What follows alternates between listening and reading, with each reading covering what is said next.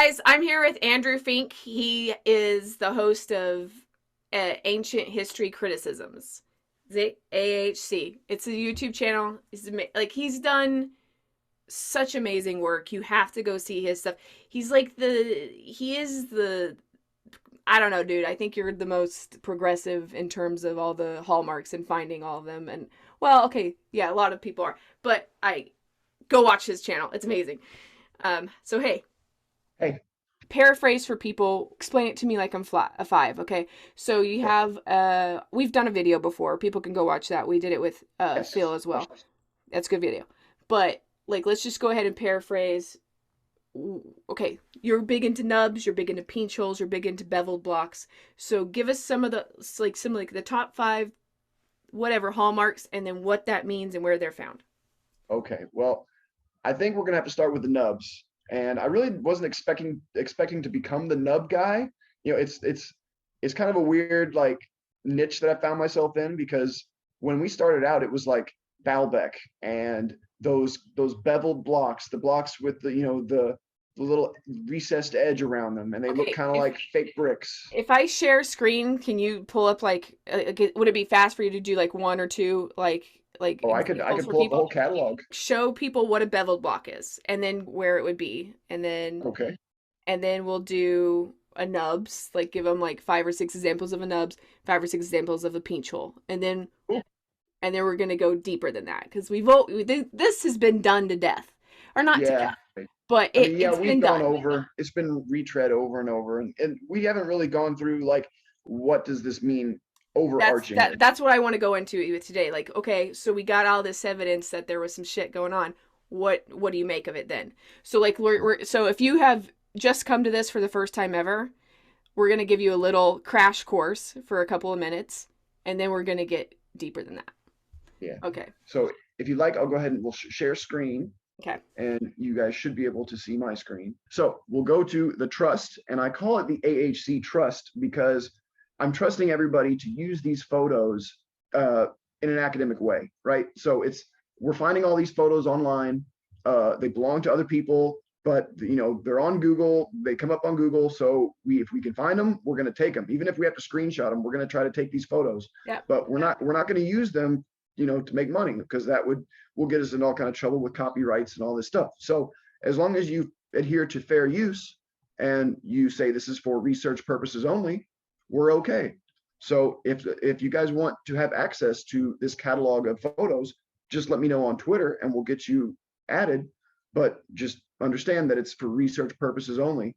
And if you start trying to make money off this, we're going to have to take away your access because we don't want to get any trouble with copyrights. So, Cool. um, Very like you said, adulting thing there. Okay. it's one of those things. It's like we put in so much work into this, and it's not just my work. It's a lot of other people's hours of looking at photos. So we've got a lot of research time tied up in this. So it would be terrible to like have it taken down off the internet. We've already had that happen a few years ago. The Google Plus service used to do what the Microsoft OneDrive system does, which is just host your photos. And it was a really cool system. You had like a little messenger system built in and all this. But then, they just decided to stop offering the service, and we lost that whole, catalog. And we had to start over. So we're kind of protective about it right now. So we'll start, like you said, we can go to Balbeck because that is where it all started for me. Okay, that's So 11 on y'all. You're doing we'll it. go to and my catalog is organized by country. And after a while, you get really good at remembering and recalling where things are, where you saw something. It's like that You're a game, connoisseur. yeah, it's like that game, Guess Who, where you got the guy on the other side, and Match that. pick Yeah. match the two guys together and all this. So it's like you get really good at that recall ability if you do this enough. So for me, it started with Balbeck and from Graham Hancock and Brian Forrester. And in my first video, it was like, all right, prerequisites for my channel is you need to go watch all of Brian Forrester's videos. You need to read all of Graham Hancock's books. Get this kind of groundwork in what the collective community is talking about right now. And then I'd like to take it to the next level. So like you said, there was a lot of people retreading the same information, and maybe they were missing out on some details at some of these sites that were going over and over, and we're like, but guys, everyone seems to be missing this detail. And it's like, so basically what happened was we just decided, we're going to be the guy that tries to fill the void and point out the things that don't get pointed out, the things that fall through the cracks, essentially. Right. So now everybody knows on the corner of the trilithon wall. So you have the trilithon blocks, but then there are also these other huge blocks, right? Especially this one on the corner. It's a huge block. And above it, you And that's see one single block, y'all. yes. And you'll see these, the style changes. Then you have these blocks with these little recessed edges around them. And we call these bevel blocks. It's kind of like a stone brick or something. It's kind of like, looks like there should be grout there. Is that a But it's pinch just, hole? It looks like there's two pinch holes right there. I see that. And the more you look at these photos, you're going to start seeing other things like, oh, there's a hole. Is that hole Square for hole. something? Yep. And you get to, these hallmarks we're talking about right now, you get to be a connoisseur of them, right? You get to be able to recognize from your past experiences looking at them at one site, that at another site that matches. And that's kind of how it all started for me and a few other guys. It's like we noticed, hey, these blocks are kind of, they're neat. They have like a little bit of an advanced characteristic to them, right? They're stacked very well. They're very like professionally finished, and just they were kind of we always thought it was a secondary culture coming in, or even maybe Like a a tertiary. stylistic thing, right? Yeah, that this is the hallmarks of another culture coming in and putting their stylistic imprint on the site, and that could be but it could also be that it was just a style change of these original megalithic builders, because we have these blocks at other megalithic sites and they get big and weird just like the trilithon stones. So like I said, here we're at Balbeck, and me and Ancient Alternative View Phil started hunting around the Middle East areas looking for more of these kind of sites, and we found a ton. And so far we found enough to where I can do, I think, like 16 episodes on these blocks, where I try to go through like 4 or 5 sites a video and show you all these kind of blocks, and just kind of give you all that hallmark recognition knowledge. Where's some other, like, is there bevel blocks in Peru? Is there? Well, I'll show you one of the biggest ones that we found, right? So we were still looking in the area, this this Middle Eastern area, and the Fertile Crescent, the Mediterranean, and we found Nimrod's Fortress. And Nimrod's Fortress, which is like in the Golan Heights, like the disputed areas around Palestine and Israel, right? We found these same blocks again. So they're way bigger now. Like a person can like duck down and go through this opening. These are ginormous blocks, right? And really weird joinery, and like a keystone of some kind put above the doorway. Very odd, right? So we were like, okay, so what does this mean? If we see these kind of blocks, does this mean these were the same people that built Balbeck? And that's where the snowball starts to roll. You start to realize, okay, well, they say it was built by the Romans, but then there's all these other sites with these kind of blocks that Balbeck has, but they don't say those were built by Romans. So who's lying? Or who was involved in the construction of both cultures, right? Because they both had the same technique. So these are just a few of them at the site, but the bigger ones, the biggest ones, look at this. Look at these things. Wow. They don't fit anything else in the wall, right? They're just like, what? Like the other blocks compared to these, like what were you even contemplating doing with these blocks? Like, this is almost just like showing off. Like, yeah, we're going to put this little part of the wall, we're going to make it ridiculous just to show you how powerful we are. I wonder if the littler blocks were made later. Like they could have been, right? Like this could be like a ruined stump, and the primitive or Bronze Age people or whoever came in, saw this primitive or this destroyed stump, and decided, well, it could have been maybe it was a fortress originally, right? And maybe they picked up on the fact that, hey, this is a good defensive location, and let's just rebuild it. It'll be our fort now. I mean, what's the story of the Crusades about? Groups of men taking over forts back and forth. This is my castle now. Yeah. And that is a great, and that's a great segue, because a lot of these bevel block structures are Crusader Forts. So, what is that about? If they have bevel block What, foundations, like in Italy or something, or where? Okay. yeah, as a matter of fact, let me see if I can find one here. I'm going to move our window. I believe, let's search Adaret Fortress. But yes, so here we are, a Crusader Fortress, right? But all that's left of it, I'll give you an overview real quick. It's like a maybe a star fort or at least a hexagonal, some kind of octagonal citadel maybe on top of this hill. But you look at the blocks that it has. Now look, just like Nimrod's fortress, the exact same block style again. And it's the same execution. It's not like, it doesn't, to me, it doesn't look like one group is copying another group. It looks like the exact same execution. Like Right. like the guys who Same just kind of left people. Balbeck and came over here and did this. I mean, it's unbelievable. Like who? Okay, so we're in the middle, like, Lebanon Mhm. and Jordan. They're not so far apart. So like where, like how far reaching does this go? It goes pretty far. So we found them kind of like stylistically a little bit different in Egypt. They're not as like they don't protrude as much as this. They're a little bit more subtle. We found them in Peru even. We're not even sure what to make of that connection, which I'll show you. Vilka Schumann has one of these situations where you have the megalithic polygonal stuff, then you have the rubble fill Inca, later legacy culture on top, and then you have the Spanish on top of that. Mm-hmm. Like But the brick below, culture. what do we have in front? We have these bevel blocks again. And it's like, what is this about? Now, first things I've been told, and that you're probably thinking when you see this, you're like, oh, okay, well, this is a Spanish wall, and that's a recycled piece from, the pre-Incan structure. And I'm like, okay, well, that's possible, right? It could be that we're looking at this is maybe if we're saying these bevel blocks are advanced, then maybe we're looking at another culture coming in and putting their mark on the site that might be divorced from the other cultures, like they weren't there at the same time or they didn't get along. Maybe this is like a conquering uh, Mm.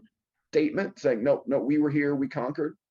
I'm not sure. It could also be that this culture of the pre-Incas that made this polygonal stuff, they could also do this style. I mean, that's not outside Yeah, the realm. but it is just kind of weird that, yeah, I mean, like, are they in Russia or China or anywhere? I mean, this is South America, so we have Middle East, we have South America, Mhm, we have, I'm mhm. sure they're in Europe. I know I've seen them in Europe. Yes, Um, yes. And they turn into like Greco, like they kind of blend into some of the Greco-Roman stuff. So you'll see some of those Greco-Roman temples that kind of get closer into the desert, they right. will start having walls that have bevel blocks in them. So you'll lose that smooth, flat surface of like Greco proper, like the Greek temples and stuff. And Hmm. as you move over toward the Middle East, these bevel blocks start kind of like incorporating themselves into those structures. And sometimes it seems original. It doesn't seem like this was a secondary culture or something. It looks like there was just a bevel block construction company that also did temples. And it's like, okay, well, you're in Greece, you want your smooth walls, we'll do the smooth walls. If you'd like them this texturized way, we'll do it this way for you. And it seems like this style is clustered in the Middle East, but you said, and like we're showing, it does seem to like reach out into these far-flung areas. And like you're saying, Russia, that's a great one to go to next because there's one city in Russia that makes like no sense to us because it doesn't seem to match any other sites in Russia. Kronstadt. It's uh, it's an old like fortified city, and it has nubs. So first of all, hey, look, nubs. Okay, these are nubs, guys. If you don't know what a Is nub is, it's a protrusion from a rock that makes no sense. and we'll get more into that because a lot of these bevel block sites also have nubs. So first of all, what are these doing in Russia if those are also in Peru, right, and Egypt and all these other places? In China But and everywhere. this area has a dock basin, an artificial water basin for ships and building ships or docking ships. I'm not sure exactly, but It was like a naval yard. And this naval yard is built with these same blocks. And again, it's not like it's a copy. It's like it's executed the same way, like the same level of finish, the same surface treatments. It's all there. We have the polygon. And if you think, okay, well, that's just standard course architecture, that's not very impressive. Well, they also did it in a polygonal coursework. Wow. So it's like, all right, well, maybe there is something more going on. So yeah, we have this mix of polygonal, like Peruvian style stonework, but it's more hard angled. And there's a lot of like pentagons and hexagons in these walls. So it's almost what me and some of the other guys say. It's like whoever had the advanced tool that made the bevel blocks and the nubs, it looks like they changed the setting here and the tool like operated differently. So we have, it's like a hybrid of the bevel blocks and the polygonal coursework. And then in some areas, it almost turns into nubs, and they're like, small little protuberances instead of the bevels. So really wild place. It doesn't have much written history, especially not about these aspects. So until we get more information, it's kind of like just this unknown, how old is it? What was its original purpose? If it was a fort, who were the original defendants of this fort? So just a really crazy place. That's cool. I haven't actually heard of this one. And some of the patterns in the walls, you'll notice they repeat, like these little like window frame or like on the other side too. Yeah, they do this a few times. So it's like the idea that maybe some of the other guys propose on their channels about the polygonal stonework of South America, expressing words or ideas, like especially we know there's the animal depictions that they put into the walls, like in Saxy Woman. Yeah, like the puma and the snake and all that. So it's like we know that there's that aspect to the stonework, right? They can incorporate and hide images and information in the walls, right? Like in plain sight. So I think if you're going to entertain it in South America, you should probably try to entertain it in some place like Russia here. Like, let's take that thought process and try to apply it to a site like this, because it's obvious there's geometry is saying something here. Like they didn't just randomly put these together. Like they wanted this execution to look like this. And it's got very important thought out for this. Yeah, and certain areas like these window frames were very important, and they wanted them to be this specific shape. So there's a story behind these, and we don't know what it is. And it's like, is the story written in the stone, and is it up to us to decipher what the message in stone is? And that's probably a good segue to the nubs, because again, I think the nubs are literal language of some kind in the stone that they've impregnated into the stonework. Okay, so give us a brief overview of where nubs and some good examples of them. I mean, the first nubs I ever took notice of in real life was at Olive Tomblay. That's a good place to go. Peru is like the archetypal place to find nubs, and the nubs in Peru are like the more genuine, we'll say. Some of these other nubs and other sites, they've had longer histories. There's been more travel through them. People have come in and messed with them, maybe broken off nubs. It seems like in Peru, they were venerated. The cultures that came after were very respectful. So these nubs can be kind of fragile. And we'll show you an example here. So this, it's very hard to carve this, first of all. But second of all, it's very easy to break these off. That's a big O nub. And it has a hole going through it. This is a variation. It's got a vertical hole running through it. So first thing we'll notice in Peru is that these nubs are different. Like they're not all just a boop on a stone. They take on different characteristics. Some are like square and some are perfect round. Like they're not necessarily uniform. They come in all shapes and sizes. Yeah, and it's like they had almost like a Swiss Army knife ability with them. So that if they needed a task done that could be done with a nub, they could make a nub to fulfill that task. So maybe with this one, with the hole going through it, there was some kind of extra infrastructure that they like installed, a Mm-hmm. pipe or a rope or something, right? Right. And it did a function. So in this case, this nub was likely made for a functional reason, to like be part of a mechanism, or uh, Yeah. I mean, even like just I really have started thinking about them, and like I know Ziggy really thinks that they're a Mason's code, and that's yeah, part of it. They technically, yes, they are that, but it's like it's so hard to I think they really could let. be sockets and plugs too. Like they literally Sure. could have been part of. I don't know. It's like one of those things where you have to get together in your head what you want to ask about the nubs. Do you want to know what they are? Okay, well, to know what they are, you kind of have to know how they were made. Yeah, but And here's then the thing: is like we can even if we nailed it, if even if I was like, oh yes, they're this, and it was mhm, like, yeah, I mean, there's no way to verify it. right. So it's almost like at some point you just have to go like, what they really are is signifiers that there was a cross communicational. I mean, that there was a international. Hmm. Before we were global, we were global. Yes, that's kind of the we need to like take all the steps back and get like a broad um a, get our heads wrapped around like a broad idea with the nubs. Like don't try to go straight for the answer of what they are, how they were made. Let's look at what we can say for sure about them, right? And what And we we can, can say for sure about them is that they're everywhere. They're yes. everywhere. So And start there. Just start with that, and take all biases and preconceived notions out, and just say, all right, I'm willing to accept that these are all around the world. So let's look at them all around the world and see if there's connections and patterns and more that we can infer beyond just they're all around the world. mhm. So Okay, so then how do you, side okay. note, Mhm. how do you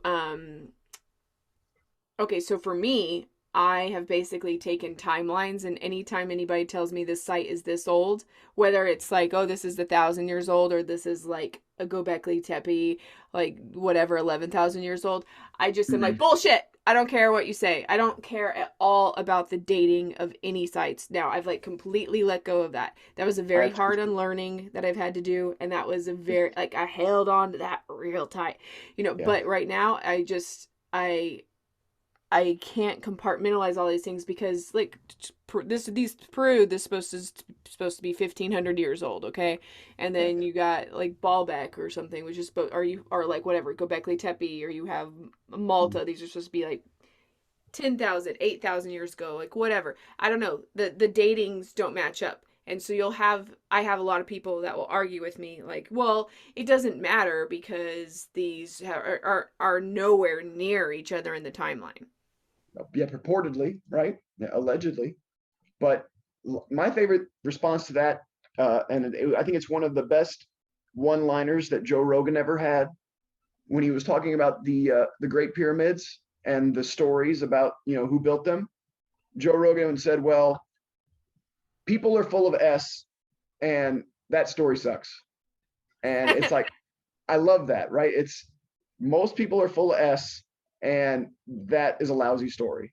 So I always ask people, okay, how much of what you know about history are words from some other person, some other human? You know, how much of your worldview of history is dictated by the words of another human? And you'll find that 99% of what people know about history, it's like, well, the Romans and the Carthaginians, and the the the founding of Rome with Romulus and Remus, and the military history of the Persians and all this. And it's Mhm. like, everything you've stated could be a complete fabrication by a government official, a religious official, a military official.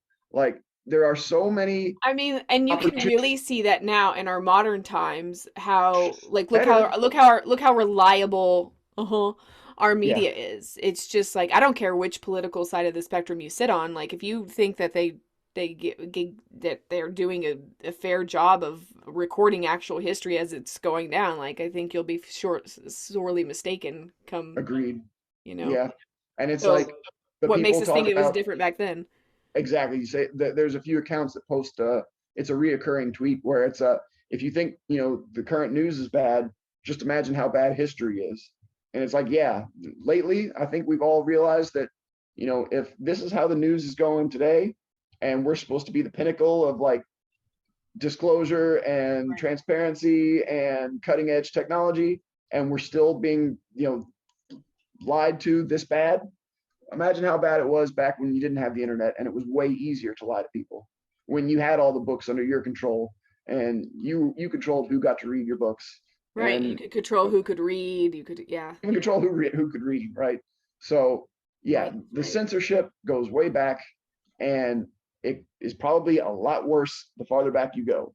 So what I like to tell people is take all those words of those people that you've heard that history from, the mythology, the military accounts, all these things, put them in a little box. Don't throw them away, but put them in a little box and sit them off to the side, and just like title that box all the things I've been told about history, right? And keep that over there. And then go look for yourself at things that are verifiable to everybody, like these photographs of the ancient architecture. Because what I tell people all the time is stone cannot lie to you, right? It can't like make up a history. It is what it is. And it It what cannot be aged, really. set in stone is a phrase for a reason. Hmm. So what you find when you take the ancient ruins at face value is that they're telling you something way different than what academia is telling you about how they were built, when they were built, and who built them.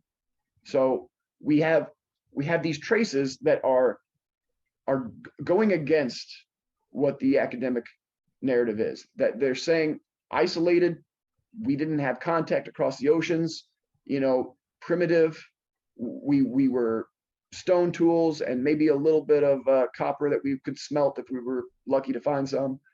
But this kind of stuff is far and beyond any kind of bronze work.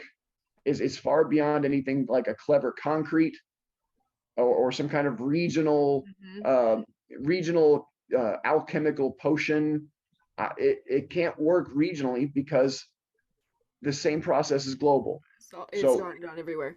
Yeah, and I mean, even if we want to just go with the sheer size of some of these things, it just doesn't add up into what they're telling you that we do. When things like have these, like a beveled block is a very specific thing. Polygonal, that's a very specific thing. A nub is a very specific thing. A pinch hole, which are these other, like, do you have examples of some pinch holes to show them? yeah, we'll get into those too. So, and this is a good place to bring it up because Peru seems to have all of the hallmarks, right? These Right, but these it's only supposed to be like 1,500 years old or yeah. 2,000 years old at max.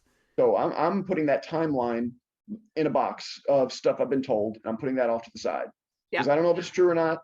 I'll keep that date around for later reference, right? But right now, I'm going to look at the architecture because the architecture can't lie to me.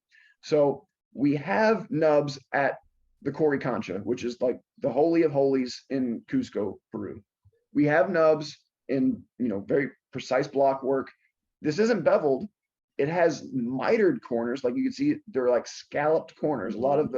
of the stonework in Peru has kind of like smoothed or troweled corners somehow, but it doesn't mean that it's not advanced. Like this is still obviously advanced. The precision involved, the mathematics of the course layers and the block dimensions. This is all done, perfectly, masterfully. So we have nubs here in an orientation that okay. It's not something to lift the stone by to put it in place because they're not on every block. These Right. are these were deliberately put onto the corner of this wall, and we have to figure out why. And if they were for lifting, like that's what the mainstream narrative tells you It guys. is. That's what they It say. is. Okay, so if they really were for lifting, then why would they not file that off? Like they can make Yeah. it as precise as those are. Like they're not attractive by my mind's eye. Maybe they thought it was attractive, but I mean, you would file it flat if it didn't have any more purpose than to lift it. Yes. And there are examples where they get so small that that idea just goes out the window, right? It's just this no Yeah, longer what's going to works. hold that? And these placements, that's not where you put the nubs if you're going to lift them. And this block is about, a little bit bigger than cinder block size. So you're not needing these nubs. You've got like some kind of fictional little miniature crane in your head that's moving these around when it's really doesn't take but a few people to lift them. So that idea is out. Like, and another thing I want to bring up is the size of these precision blocks does not necessarily indicate, you know, the bigger the block, the more advanced. Because even in this smaller block work, they're still working with these tight tolerances, this geometry, you know, all the principles are still there in the smaller block work. So I think in most cases it's just they've decided to change their block dimensions, or they've changed the design of their structure, and the design change calls for smaller blocks, you know, or just easier to work with. Who knows the reason? And lots of reasons could be proposed, but you have to look at it in reference to the larger, you know, obviously advanced stuff. Are those hallmarks from the obviously advanced stuff repeating in some of this other potentially related stuff? And nubs are like the number one, aha, it's related. Because Yeah, how else, because what an obscure, weird thing to. what an obscure weird thing to be repeating around the world. Yeah. I mean, and always in the same kind of configuration where they don't look like they were for lifting, they don't look like they were going to be carved into something later. They're It all over the just, block. They can be at the bottom of it, the top of it. They can be in the center of it. They can be, I mean, they can be on cornerstones, middle of stones. They can be huge. They can be little. They're like, no rhyme or reason sometimes, but like you can kind of pick up that there is something deeper. It's just and either not the ones that are really understandable by. weirding me now are the ones in India because they'll be. Here's the other thing that you found on, and I've seen you point this out a couple of times, Andrew. They'll be on bedrock carvings. Yes, So and what in Peru what as what is well. that about?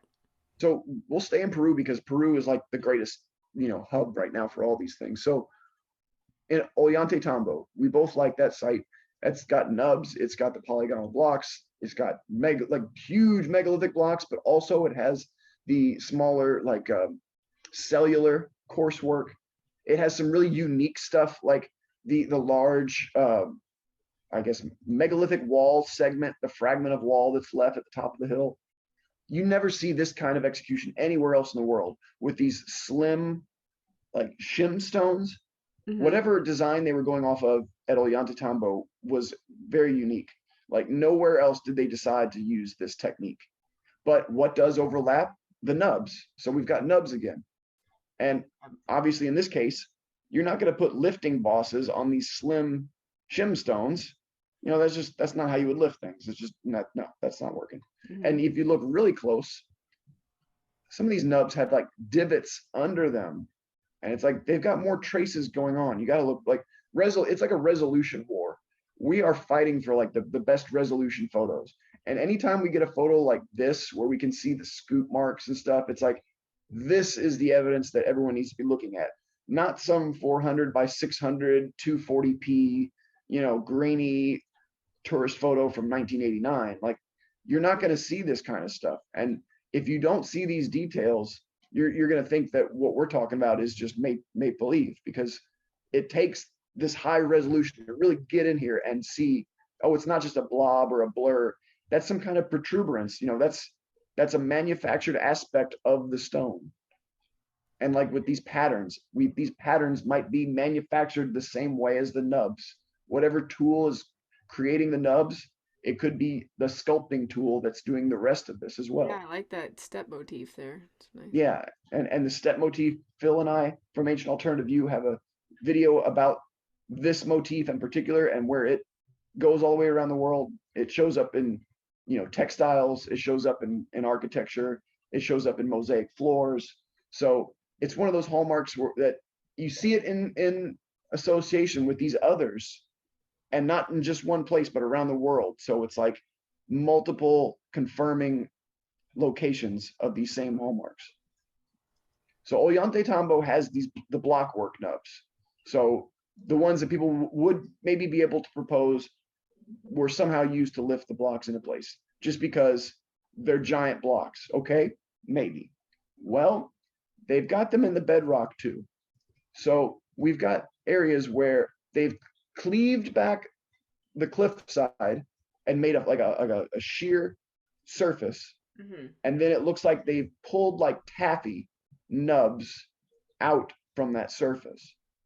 And there's like a pattern to it, but the pattern doesn't really have a rhyme or reason. Let's see, we'll go down to a real clear one here. Here's a side profile. I mean, just really odd. Yeah. Wow. They're just like pulled out like taffy, and in this case, they look almost like snipped off. Or sculpted. Yeah. Or yeah, they were sculpted to a finish. But it's like, what purpose? Now these kind of have an upward angle to them, Yeah. so maybe something could be hung from them. You know, we talk about, well, it's obviously not lifting because a rope will slide right off of that. So does This the is on the profile? bedrock. Yes, yes. So you have to look at their profiles and ask yourself, does the profile match what the function is that they're I telling don't you? know. Half the time I'm starting to just go like, these people weren't us people. Like these were not. The mindset was different, right? Like we It's can't definitely, yeah. our minds to what this was because it wasn't meant to be understood by minds like ours. I really don't think it was. This is a whole other, maybe even independently evolved civilization. So like they took a completely different path. So this kind of stuff, it would be as close to alien as Yeah. you could get. You know, And this, what they do it so pervasively around the world that it isn't hard. Whatever they're doing isn't hard for them to do this. no, and This we'll show. isn't labor intensive to the point of like they didn't have somebody carving in this random place in the bedrock for like No. 75 years to get that, which is like, like that with a chisel and hammer would take you. But like A whatever lot they of did, it was easy to do this. a lot of these look like they were done almost instantly.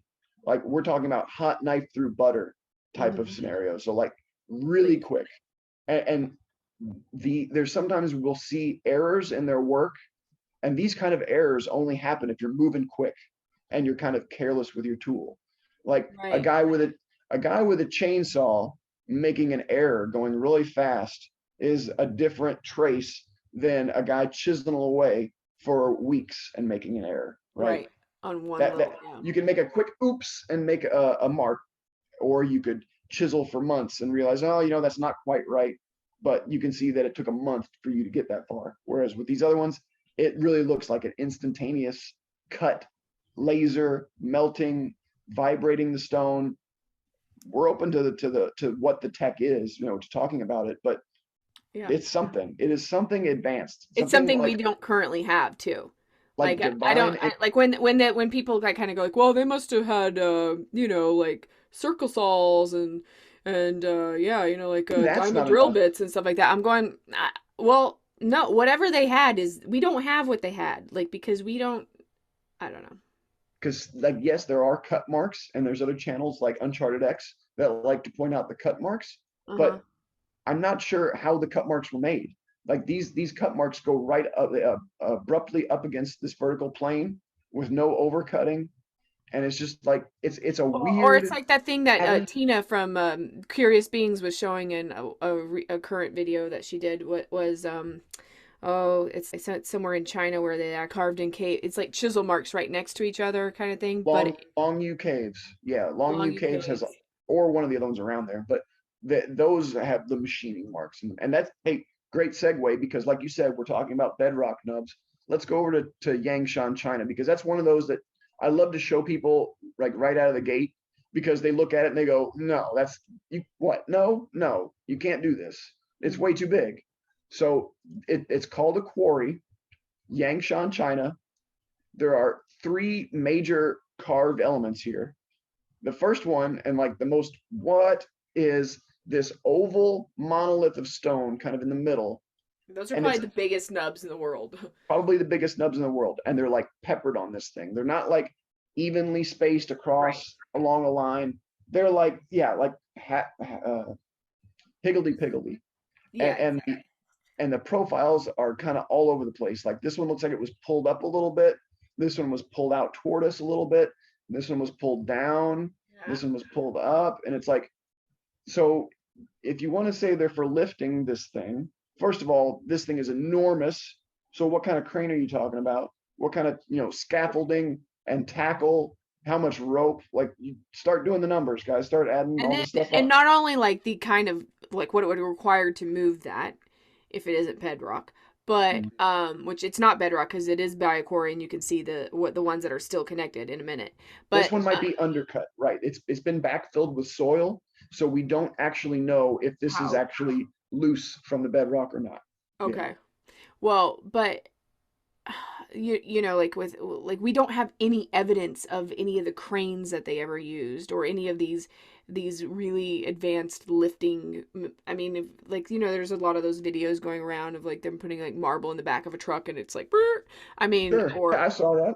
Yeah, but yeah, that is a giant dump truck, with a load capacity that's rated for things like this, I and mean, even our engineers. biggest cranes in the world they can't lift the pregnant woman at Balbeck. I mean, Right. it's I've got a great photo showing cranes all the way around it and how it would be picked up if they could. But yeah, you get all the cranes around it and pick it up, and then what happens? How do you move it? yeah, exactly. All Then the what do you do cranes with have it? to Because you had come to together. have cranes everywhere around, and then how are Yeah, you going to transport it? yeah. The road grade has to be perfect.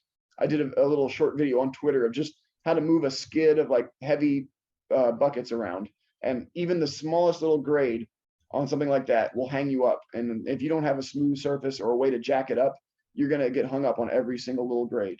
And the story for this site is they were going to make some, dedicated votive stela or obelisk of some kind, and they got this far in the carving, and then they realized that they weren't going to be able to move it, so that's why they stopped. It's like, Uh-huh. okay, the planner should have been hung or shot or driven out of town, because That's a lot of you work to do before you realize, oh, this might be too big. how far in are we here? Like, how much time, if you want to go with copper chisels, how much time do we have invested in this at this point, that that they just abandon, that they just, Yeah. that's 6 months, or that 2 years, or however 10 years, however long we've been carving this. Okay, well, All for nothing. that is a good segue or interesting question is what do you think of, I mean, like if you look at like the unfinished obelisk and like Ajwan Quarry, or you look at it like why are there so many of these unfinished things? Like why are like in fact most of these megalithic sites, Mhm. it's hard to tell if they're unfinished or if they were just destroyed, and we don't, Well, it's like we don't really know. But there does like Nubs is a perfect example of something that seems a little unfinished-y. So what do yeah. you think is up with all of that? Like the fact that there's a lot of things that don't seem like they were completed. Well, Even Dan brought that up in your last conversation. Dan Stevens brought that up. He said, what we notice most of the time, it's either or both unfinished, destroyed. It's either unfinished or destroyed, or it's unfinished and it's destroyed. So like Balbeck, it's unfinished and it's destroyed. And a yeah. lot of these other sites where it's like, well, it was unfinished, and then another culture came in, and then it was destroyed. So it's like you had these compounding stories and timelines for these places. But for me, what I see with the unfinished nature, like you said, especially with the nubs, what it looks like to me is haste. Like they were on a time crunch. Yeah, Like this stuff I was feel done in that a too. hurry. It feels like they were short on time, and a lot of this stuff got built in a hurry. And the reason why these like hiccups, or maybe we'll call these like nubs and stuff, like hiccups or goofs in their construction process, the reason why they happen like this is because they were working fast, and these little Yeah, and it was more about errors, function than aesthetics. whatever they were working with and what they were doing, they were trying to get it done in some kind of quick fashion, where maybe the energy source on their tool was only good for so long. Like, who knows? Maybe there was certain conditions where the tool worked, and then other conditions where the tool wouldn't work. So it looks like they are doing something really quickly. Like they've got the plan in their heads. They know the planning is already there. Like they know what they're going to do, Hmm. and they're working real fast to achieve it. Like the Aswan Quarry unfinished obelisk, they knew the dimensions of what that was going to be, and they were working real hard to finish it. And it looks like they were doing a pretty good job. They had it roughed out, and then some people say, oh well, a crack developed, and then other people say, They oh say well, that that a lot with all the Seraphim too. They'll be like, "Oh, well, they stopped working on or there's a crack in this one, so that's what that one's not moved into here, and you're like, no, I don't think so, And but there's an assumption about when the crack was done. So was the crack already there? Were they planning on fixing the crack? Was that part of their, tech? Or did their tech cause the crack? Or, did the crack happen way after they were gone? So, that might not be the damning evidence that everyone thinks it is, that, oh, the crack is why they stopped. It could be more likely that they ran out of time, that they're like they got discovered, no, it does or feel like there was, like that's why, and they talk like Dan was talking about the cargo coat thing, where it's Mhm. like people come in. It almost makes you think that like something came down here and was like, yeah, let's build a bunch of stuff, and then what? Oh, never mind, we're leaving. Come on, we gotta go. It does look like they just came in, did it, and took off, because there's like a silence about this architecture all around the world. We've asked the sages in India, we've asked the wisdom keepers in Peru. No one has the story on the Nubs, regardless of the region. You get a few quaint, you know, maybe there's a little thread of truth in it, like, oh, they were used for shadows, and the certain time of day the shadow would cast a certain way, and that would say something, kind of I like a mean, sundial. the Maybe thing that's like part of it, but the thing that's I not the like whole. the most, and I always go back to this, and I know there's no basis for it, and even if I was right, there'd be no way to verify it. But it's just like people aren't taking into context the ability of piezoelectricity. Like, Yeah. when you have any kind of quartz within a stone, which a lot of these are, granites, which do have a composite of stone of quartz and stuff in them. If you stress if you stress quartz and you like have it in a compacted thing, it literally will put off, like it'll emit an energy. So I think that like what people don't realize, we don't have the ability to do it now, but like those, like what they call them, the something sticks where you can put your hand on either side of it. They have them at like Hmm. Hobby Lobby or something. Just your body heat alone can turn on the light, right? Well, I think Right. there's I think with certain rocks, particularly if it has any percentage of quartz within its like microscopy, Yeah. you could probably use it as an energy source. Yeah. That's I think, Or use it with your energy, or like use it with your energy source. Yeah, it could be a conductor or an yeah, amplifier for your yeah. energy I tool. like that. Yes, I think so too. It's like the quartz like, it was almost like they got better results if the rock had more quartz in it, right? And like, Yeah. especially with Egypt, you see some like really, really ornate, very fine stuff like alabaster. Alabaster, they make stuff that it's so thin you can shine a flashlight through and Yeah. see, through it. And it's the precision on some of that stuff. And then of course you have another hallmark, the keystone clamps. These metal clamps that connect the blocks in some cases, like Those in are Egypt. everywhere. Yeah. Well, if there's some kind of energetic transfer in the blocks with the quartz content, maybe these keystone clamps are also a conductor, or a grounding system, or who knows what the purpose is. But I Yeah. think when we're talking electricity, I think we're getting close to it, because that's one thing no one's bringing up. There is an electrical component. It seems like there's arcing I and mean, burning and I and can't get away from the fact that they look like sockets and plugs. Like you have right. so many of the Yeah. holes in them too, that where they shouldn't be, like where they aesthetically will even put holes, like particularly in Egypt, into where there's a sculpture or like a really, I mean, I don't know, like Yeah. there's or in it's even in India, and you're just kind of yeah, that's the realm in which I go into, but Mhm. I don't know. It could be all BS as well. Yeah. I mean, you have to look at it like, okay, what kind of energy source would you need? Okay, I'm thinking like nuclear, I'm thinking Yeah. electrical, I'm thinking like frequency and vibration and sound. A lot of people on Twitter have been talking about that lately. Hmm.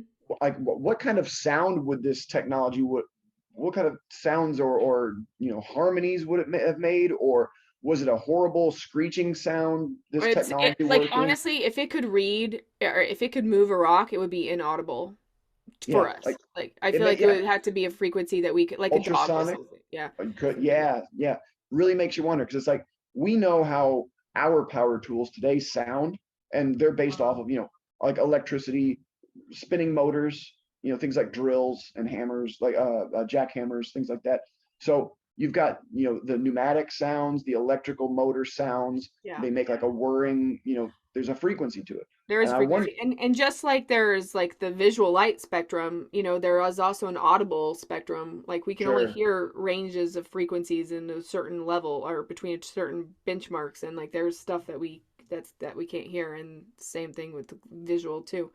I And I'm mean, sure you've heard that there's people who can, opera singers and people who can hit that note that'll shatter like a champagne glass across the room. So, but yeah, I think people that can do the it. frequency idea maybe married with the electricity idea, right? So you have I think so. sound and energy. The energy is creating sound, or the sound is creating energy to do this. I think it has to be something on this scale. Like I like to relate the nubs to welding. So Yeah. if you know anything about welding, you're adding metal to metal. So in this, just remove the word metal and add stone. You're adding stone to stone, or you're manipulating stone in a softened state via, with welding is electricity, isn't it? And sometimes gases. So you have like argon gas used in certain kind of welding, and different types of metals require different techniques for melding for welding. So maybe these guys are the stone welders, and their tech can soften stone, weld stone together. Like there's plasma torches that cuts metal. So maybe they had a plasma torch that could cut stone. I mean, some of these cuts, like the this obelisk monolith here, the one that's still in the quarry. These are like super straight cuts over Yeah. a really long Long distance, period of time. and sometimes very skinny, tight areas to get in there to swing a hammer or something. Like it's, Yeah. I don't think it's Even a that hammer. little channel in that. Yeah. So I mean, some of this stuff is just like there's no other way to get to achieve these kind of surfaces I mean, than with. and the story, the mainstream narrative story is that it is either Stone Age people, Mhm. depending on which site you're going to, or it's if it wasn't in the 1900s, we didn't have electricity, okay? So before, like if it's 1800s and below, which is most of all of human history, then you're Right. talking about they're doing all of this shit with their hands. And beasts of burden, right? Like you've got maybe some Yes. animals to pull some of this stuff, maybe a lot of slave labor or And even conscripted like labor. slave labor doesn't it's still human being. It's like what are you talking about? That doesn't solve the construction problem here. Right. It doesn't Crazy. solve the equation. Like the numbers involved cannot be uh ratified by more humans. Like you can throw all the humans you want at this, they're not going to be able to achieve this. It's just No, the yeah. skill involved, the mindset behind it, the mathematics and the geometry and all these principles that seem to have been mastered. It's not like they just started this and this is their first time trying it. It seems like they've done this before. And like at Yangshan here, there's areas of this quarry where other large pieces of stone have obviously been removed. So Yeah. these pieces weren't the first pieces to be Where are quarried. those? Yeah. These were the last pieces that didn't get finished, that got left behind. They were doing a lot more here before that. So it's like what we're seeing is the remnants, the crumbs of the quarry, the unnecessary bits. So what was it that they actually did quarry out? Where are these even bigger chunks? That's the big mystery. Where did all this stone go? Where yeah, exactly. And it wasn't Um just, pounded up into smaller stones. Otherwise, you'd have a heap of gravel around here. And there is no gravel piles of them pounding it up into smaller stones. It's just sheer cliff sides and cut bedrock. That is it. Crazy. It is crazy. And the It really, thing is it's like this is just one of your many folder like things in your folder. I mean, like this stuff when you really start digging into it, uh, like I probably look at a site a day or something, and you'll never run out of sites. You're you never gonna never will. yeah. I'm And still I finding, learn about a new site basically every week, and I'm like, what? Like the one and that I'm obsessed with this week is the one that Santos was putting up about the one in Italy. Um, Bamarzo, yeah, yeah, Bamarzo. or just the forest around there, right? There's a lot of really cool like bedrock cut stuff in there. It's very Peruvian looking in some I places. mean, that never was on. I look at this stuff all the time for like years now, Yeah, and that never even crossed my path till right now. Like there's so much stuff, like I don't know if we'll ever be able to know it all, which is great actually. Yeah. But it makes you realize that something went on that we don't know about, or we aren't talking about, or we aren't something. There's something that we are not puzzle pieced together. And it's not like, me, Tarzan, you, Jane. It's not that story. Oh, no. And like you said, like you think about all the sites you've become aware of in such a short time. Now imagine how many people out there don't have any of these sites in their Rolodex of ancient places. Like, okay, I know Rome, I know the Parthenon, I know the Acropolis in Athens, I know, okay, Göbekli Tepe, I hear that word a lot. I definitely know Egypt and the pyramids. Okay, there's the Holy Land, there's some important old stuff there. It's like there's a Every very country has something. short list in people's minds of ancient places. And you realize it's like a lot of these people who say they're authorities in ancient architecture or ancient mysteries, and even people in our kind of circle of these alternative thinkers, you press them on how many sites they know, and No, they they don't know know. Egypt and they know Peru. That's about it. I Yeah. mean, you show them a picture like one of these, and like, where's that? I'm like, you don't know where that is? Like, you of all people who seem to be masters and complete professionals over like one region, like you said, Peru or Egypt or these more popular regions and sites, but then they are completely ignorant to all these satellite Well, sites and and I all mean, these other. I guess there's only so much a person can take in, but I mean, you're right though. I mean, like there's a lot to look into. There really is. But it's one of those things where, so let's play speculation game. Like that's fun. Mhm. What do you think this is? What do you think went on? What do you think happened? I have my own opinions, but Mhm. what's your what about what's Mr. Andrew coming to a conclusion of today? And I'm going to reserve the right that you can change your mind in the future, okay? But Sure. as of what you know right now, what's your brain thinking? Okay, well, I've narrowed it down to two broad possibilities that could be refined further, but I think we're dealing with at least two possibilities that are pretty likely. And the first one is a terrestrially based civilization. In other words, it was always from Earth, and the mystery is just that it has disappeared through cataclysm or changes in an environment or plagues wiping civilizations out. It could be Mother Nature has erased this culture from our history, and they were us, and they were just a completely different version of us, Right, but and just as advanced and just or more just advanced. as or more advanced or differently advanced, right? Differently Right. capable. So I have a few problems. Like it's kind of like But for me, I kind of feel like that is becoming the new mainstream narrative. well, it's one of those things you have to grapple with because it doesn't really satisfy all the features of everything that we see. Yeah. So you have this really weird alien looking architecture with nubs on it. But then you have very classical, formal, like Greco-Roman style stuff with nubs on it. And it has statues of humans. Like these statues aren't the elongated skull people. These statues aren't of reptilians or Cthulhu or any of these other ideas of what yes, there are stylized statues of zoomorphic animals. Like Egypt will have, you know, like Horus and Osiris Or and, yeah, and all of their animal, like the sockmet and like of whatever. Yeah. course all those. So there is a little bit of that going on, but it's not like the little green man isn't ever shown on the wall Until you as go the to builder. petroglyphs, and then those are Yeah, still, yeah. but then you have to wonder with petroglyphs because it's not advanced. Like it is just paint. It's red ochre paint smeared on the rock, and any primitive person could do that. Now maybe the things that Although they're I did depicting. watch that video, Cave of the Forgotten or Did something. you? I That's a watched good. that last night.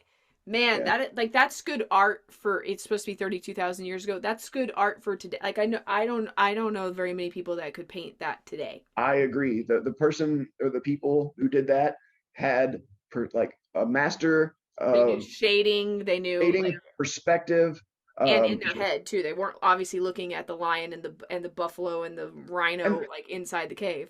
and they did it in the dark with poor oxygen levels, with poor lighting, a torch. Yeah. So you're up a Rembrandt or a Picasso, and you can paint in the dark. So but I think that there is a potential for a terrestrial only and always terrestrial answer, Mm-hmm. that it is a offshoot of humans or a genetic divergence of humans or something.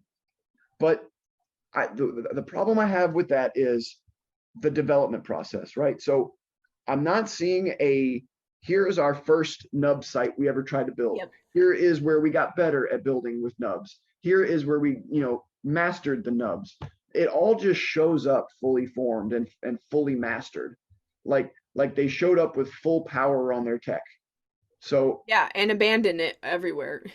yes. So I'm kind of on the fence with these two possibilities. One, obviously, terrestrially based Atlantis-like scenario, that could have been influenced by their own capriciousness or cataclysm, and that is why they were, wiped out without a trace. But there's also a legitimate case to be made for non-terrestrial contact. I mean, you're going to get labeled a kook regardless of where you stand in this field. So go ahead and go full kook. Just go ahead and say, hey, it could be. And until you have damning evidence that says it isn't, I'm going to keep that door open. And people don't like it when you do that. You're like, Well, they think it lowers you or belittles you or just, yeah, exactly. makes you less of a researcher. And I'm like, well, I've gone through all the banal and rudimentary explanations for this stuff. Oh, they had a quaint little plant in that region that if you mixed it together and you left it overnight on a stone, it would etch the rock a little bit. And then they just scaled this up. And it's like, okay, if that was possible at the size and level you're saying it is, it also would have had to have been replicated all around the world. So these guys must have took this I guess that's concoction true. with them around the world, Yeah. or they knew how to remake this concoction wherever they went. So they were masters of botany and chemistry around the world. Well, So and then you're dealing with like magical wizards or something, you're and I'm dealing cool with with like that an too. alchemical, right? An alchemical wizard at that point. So even at that stage, it's outside the realms of just, Acceptability, yeah. yeah, of being acceptable, right? Yeah, it's like even if you want to keep it terrestrial, we're talking about alchemical wizards. So, Yeah. but yeah, beyond that, hell, alien invasion. Let's just say it. I mean, there could have been a completely separate group of beings that Now, came for down. me, aliens, I also have started to think like that's also, you could put that in the box of what have you been told, Very good point. Yes, right. Because all so we have are other people's video, and who knows if yep. you can trust some of that stuff. And all we have beyond that is I testimony. and I'm a person who has had experiences. Like I've had beings come into my room and stuff. I don't know where they're from. I don't Mhm. know if I just have an open third eye or if like like if my pineal gland just gets like knocked to hell sometimes or something. I don't know. I don't know I've what seen, this. Yeah. yeah, I've seen aerial phenomenon too, and it's like what I saw. It could have been explained away as military. It could Yeah. have been explained away as a faulty commercial airline. I mean, who knows what I was looking at? But I've seen things where I'm like, that's not normal. That doesn't look like the normal flight pattern of a plane. I have a flight path over my house. I see the planes come and go. I know the directions. There's been a couple times where there have been phenomena that I would at least entertain the idea of it being related to this stuff. Hmm. If we're talking about non-terrestrial entities, I might have seen something that could have been related to that. But it's one of those things. It's like the guys who do the remote viewing and the people who do the dowsing and some of the these tools of detective Esoteric work. tools. Yeah. But yeah, they're esoteric. They can't really be verified. If you do a remote viewing session, it's like, well, this person had a vision and they're going to impart what they saw to you.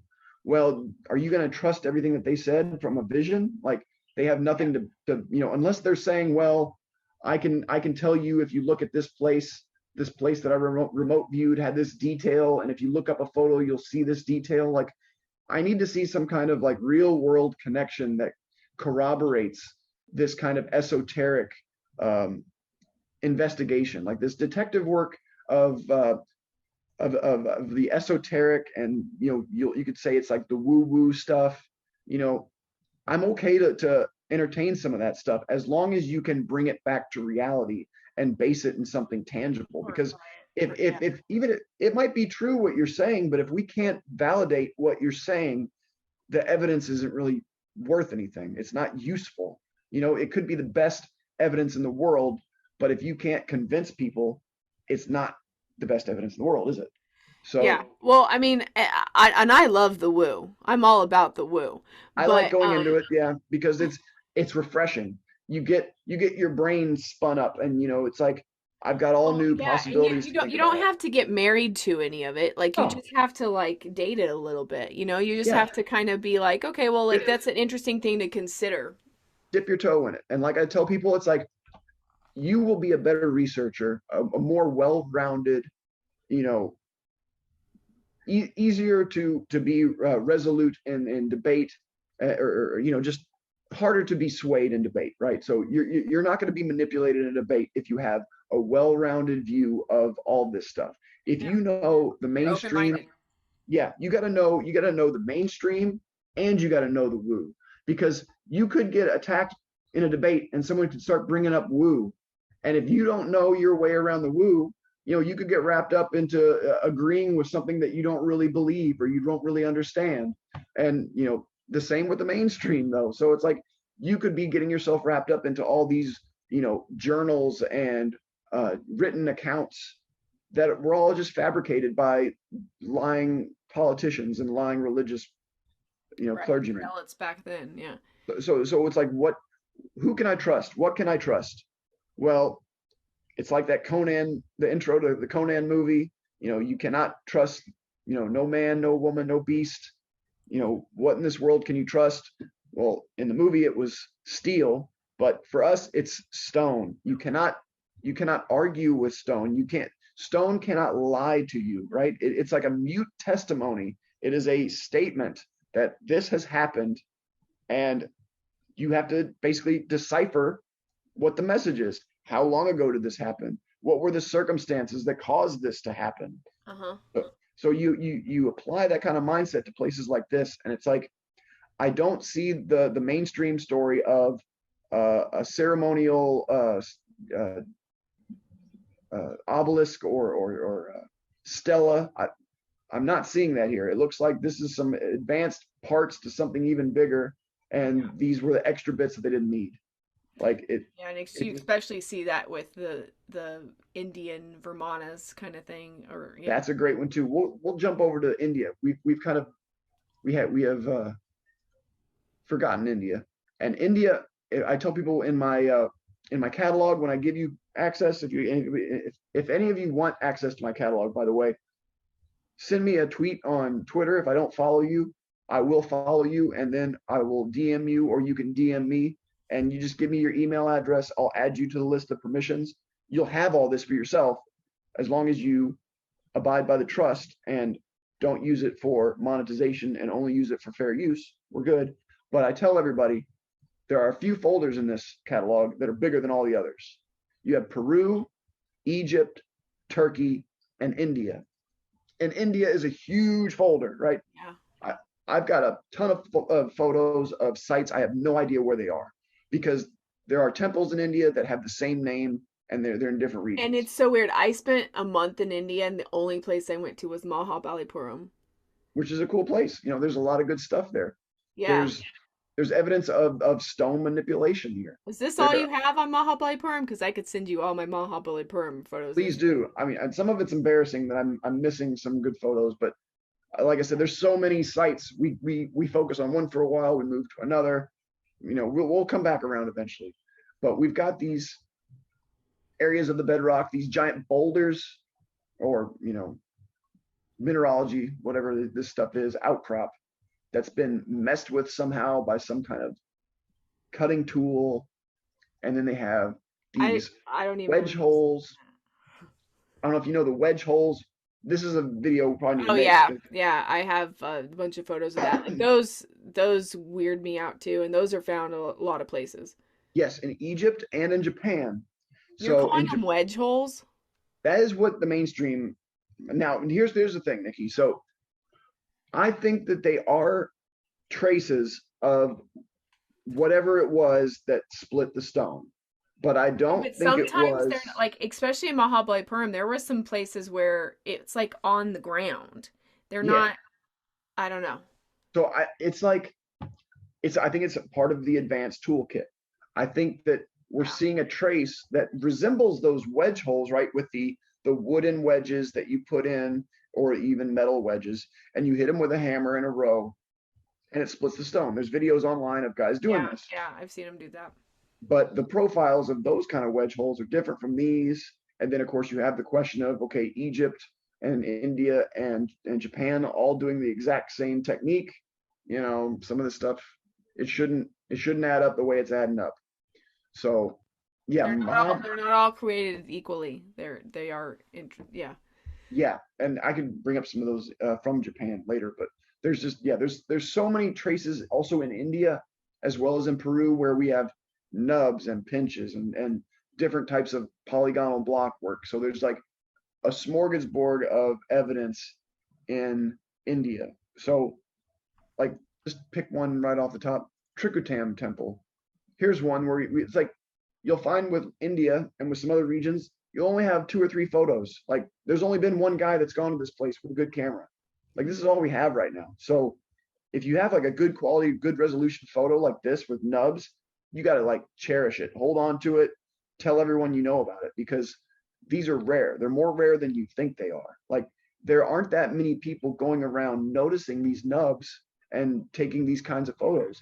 They're taking the pretty photo of like the cat sleeping on the pillar at Athens or something like that. They're not getting down in the weeds and looking at these weird bumps on stones.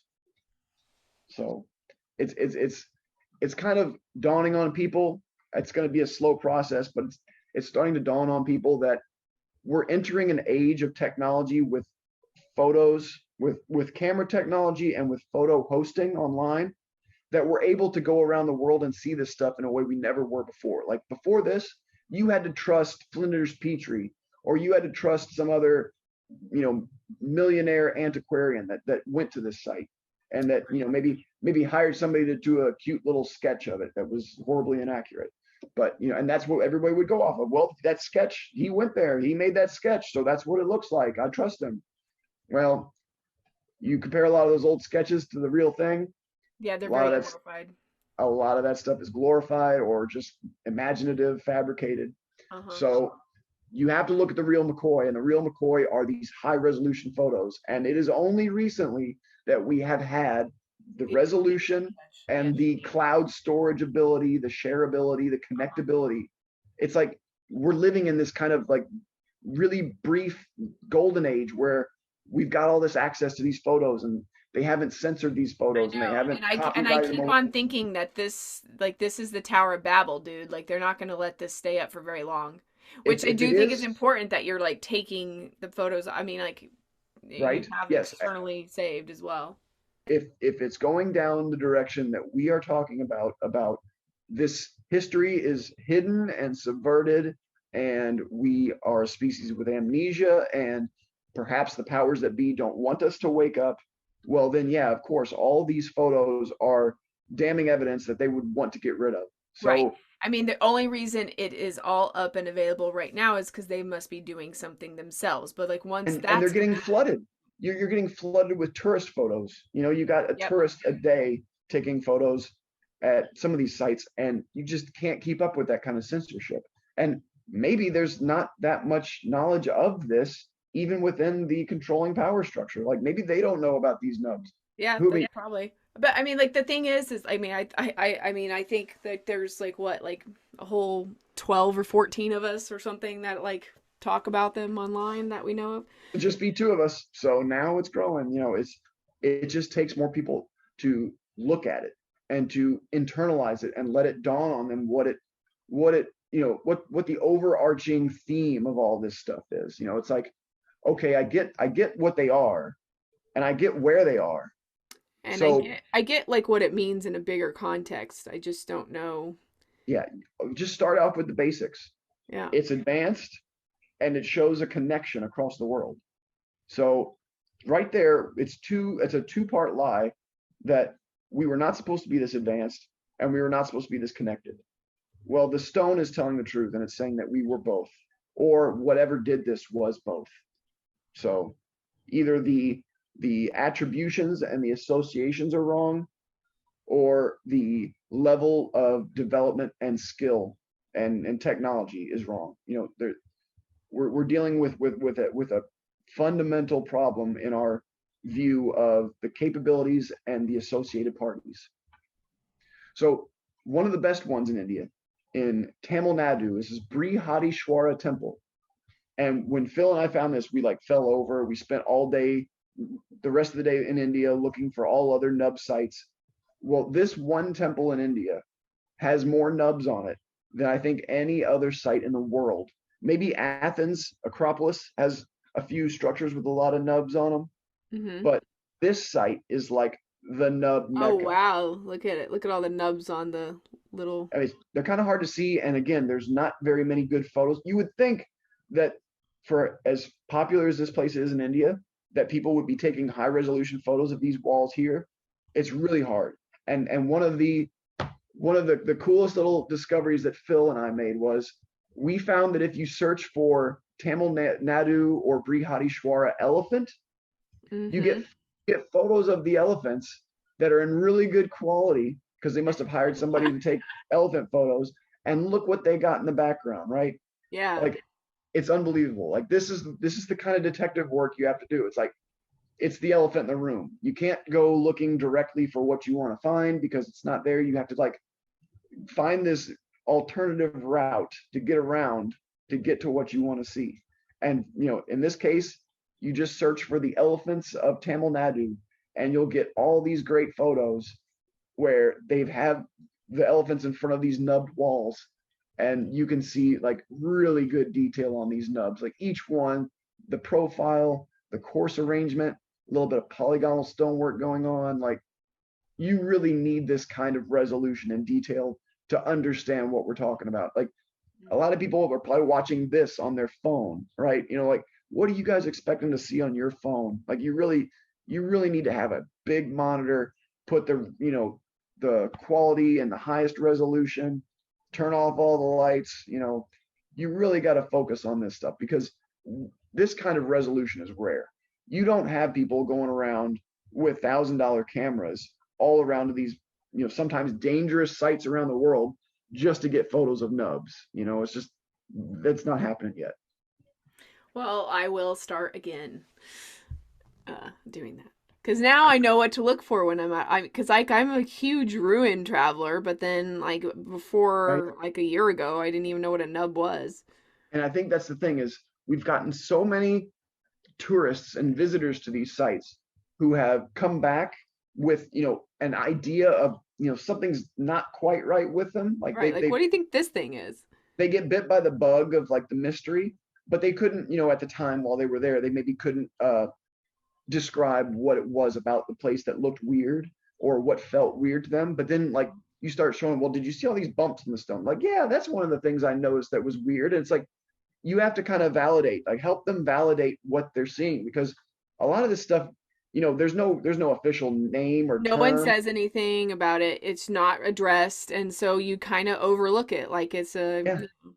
Eh. So you gotta point it out and you gotta be the person to describe it because there is no better person right now to describe them than us in the community because we've spent more time than anyone else looking at them, looking at all the different kinds, than arguing with people on Twitter and other places where they have their viewpoint of maybe Peruvian nubs. but they haven't seen the ones in the old world. And it's like, okay, Right. well, we're gonna have to show you the ones from the old world and compare them to Peru, and you know, how does that connection work? Is there a connection? Is there a path one way or the other? Like a development process in Peru, maybe that spread, or the other way around, and they fled to Peru. It's like there's all these different kind of timeline narratives and motives behind all this stuff. You kind of you have to divorce yourself from the story of history and like almost rewrite the entire story yourself based on the architecture. You're like, okay, well, what are some fundamental truths I know about the ancient architecture? Well, they were building all of it with this nub process, this technology or technique or skill or whatever, however it was done. We don't have to go that deep right now and say, well, we need to figure out how it was done. Well, first, we just need to acknowledge that it exists. Let's do that first. Let's just acknowledge it's a phenomenon. It is real. It's in stone.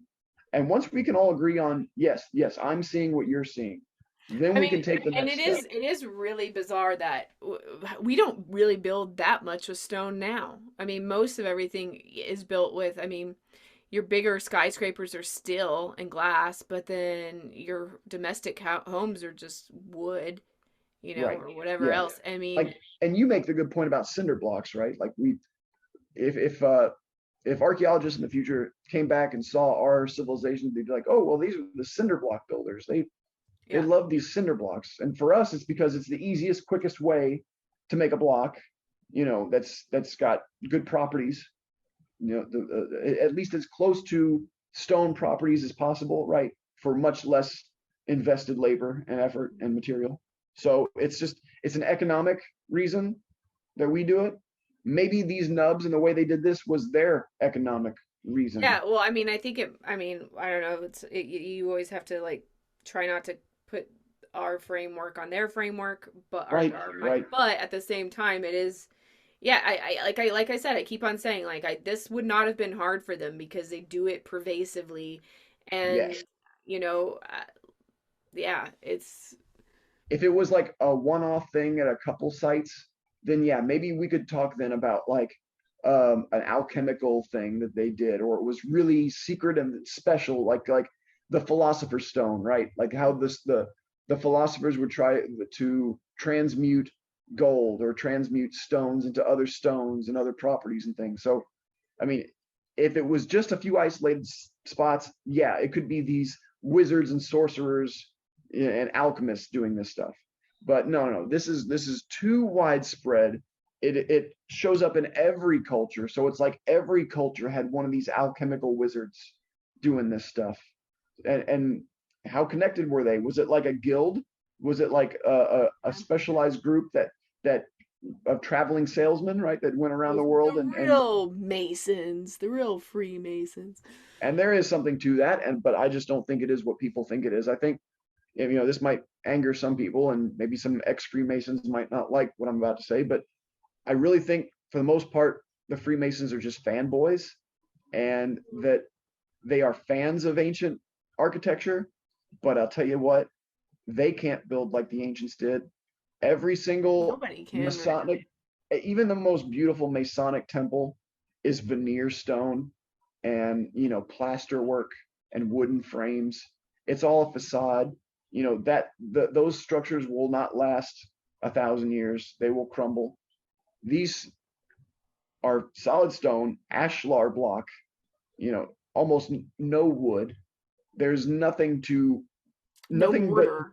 yeah, nothing but the erosionary forces of nature to wear these away. Like they're not going anywhere. You got to blow them up like ISIS does, or time has Right. to Which erode is them. odd, but like I kind of half think that wars in our modern time are to destroy this shit. I mean, there's a They potential in do some of it. these. There in some of these wars, there's a potential for these alternative plots and narratives. And I think in the Crusade times, this was very prevalent. Yeah, that they totally did it all in the Crusades. why do you think they were fighting over these forts, these holy sites? Well, Why do you think they thought they were holy? and I used And to think in art history, like we're both art historians. That's something else we have in common. But yeah, like they would always tell us that the statues like that wouldn't have their heads or whatever. At first, I remember just thinking it was because the neck's like the weakest point in a statue, and then eventually it would whatever. But okay, no, it's like during the Holy Roman Wars. Apparently, they would deface anything that wasn't Christian, and so anything that was predated Greek or Roman or whatever, they took the heads off all the statues. Like I don't right. know how much of that is true or not, but like Well, I mean, just that kind of behavior, right? That exactly. kind But the of behavior itself is what we still see today. exactly, right? So it's like nothing's new under the sun. That kind of behavior nowadays was just as prevalent back then. So, yeah, who do you want to believe? Like, if you're looking at the news today and you don't know who to believe, think about, going to a library and asking somebody, hey, I'd like to learn about Rome.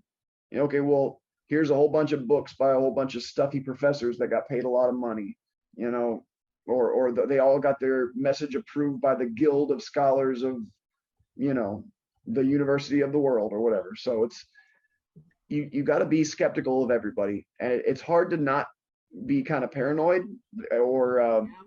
just completely untrusting of everyone. You got Yeah, to no, I ground mean like I at this point I feel like I've been history blackpilled. yeah, you got to ground yourself, right? And it's Yeah. like the only thing that really will ground you is these stones, because I mean, Yeah. even if all these sites around the world, these advanced sites, are just decorations in a fishbowl, like Dan might have been hinting at in his conversation with you, that maybe some of these are just maybe we're just the ants in the ant farm, and the pet owner decided to give us some really cool decorations in our fish tank. Right, right. Even if But that's even then, like that, it's good to have those to remind you that something's going on, something that and we don't that's know is going on. yeah, and then we go back to like the motive of the power people or power beings, and like what they want to do with humanity, and if it is us or if it is an outside group. Because like I was discussing with Dan, and I think we've talked about a little bit too, it's like, okay, if it's an outside entity that is controlling us, it could either be a farm or prison style scenario where we are cattle, or just ones and zeros for their own uses. Or is it like a Johnny Appleseed scenario where they are trying to cultivate a civilization? They want to engineer a planet, like terraform a whole biosphere, and maybe we are their project, and they are working Yeah. on us to build us into something. Or maybe we could have been invaded and they are subverting us with all this, and this is all red herrings, and these temples, not made by humans, made by this power structure, were put here to confuse us about what our real history is. Well, sometimes I feel like it's almost like a game we play, like, especially with the amnesia thing.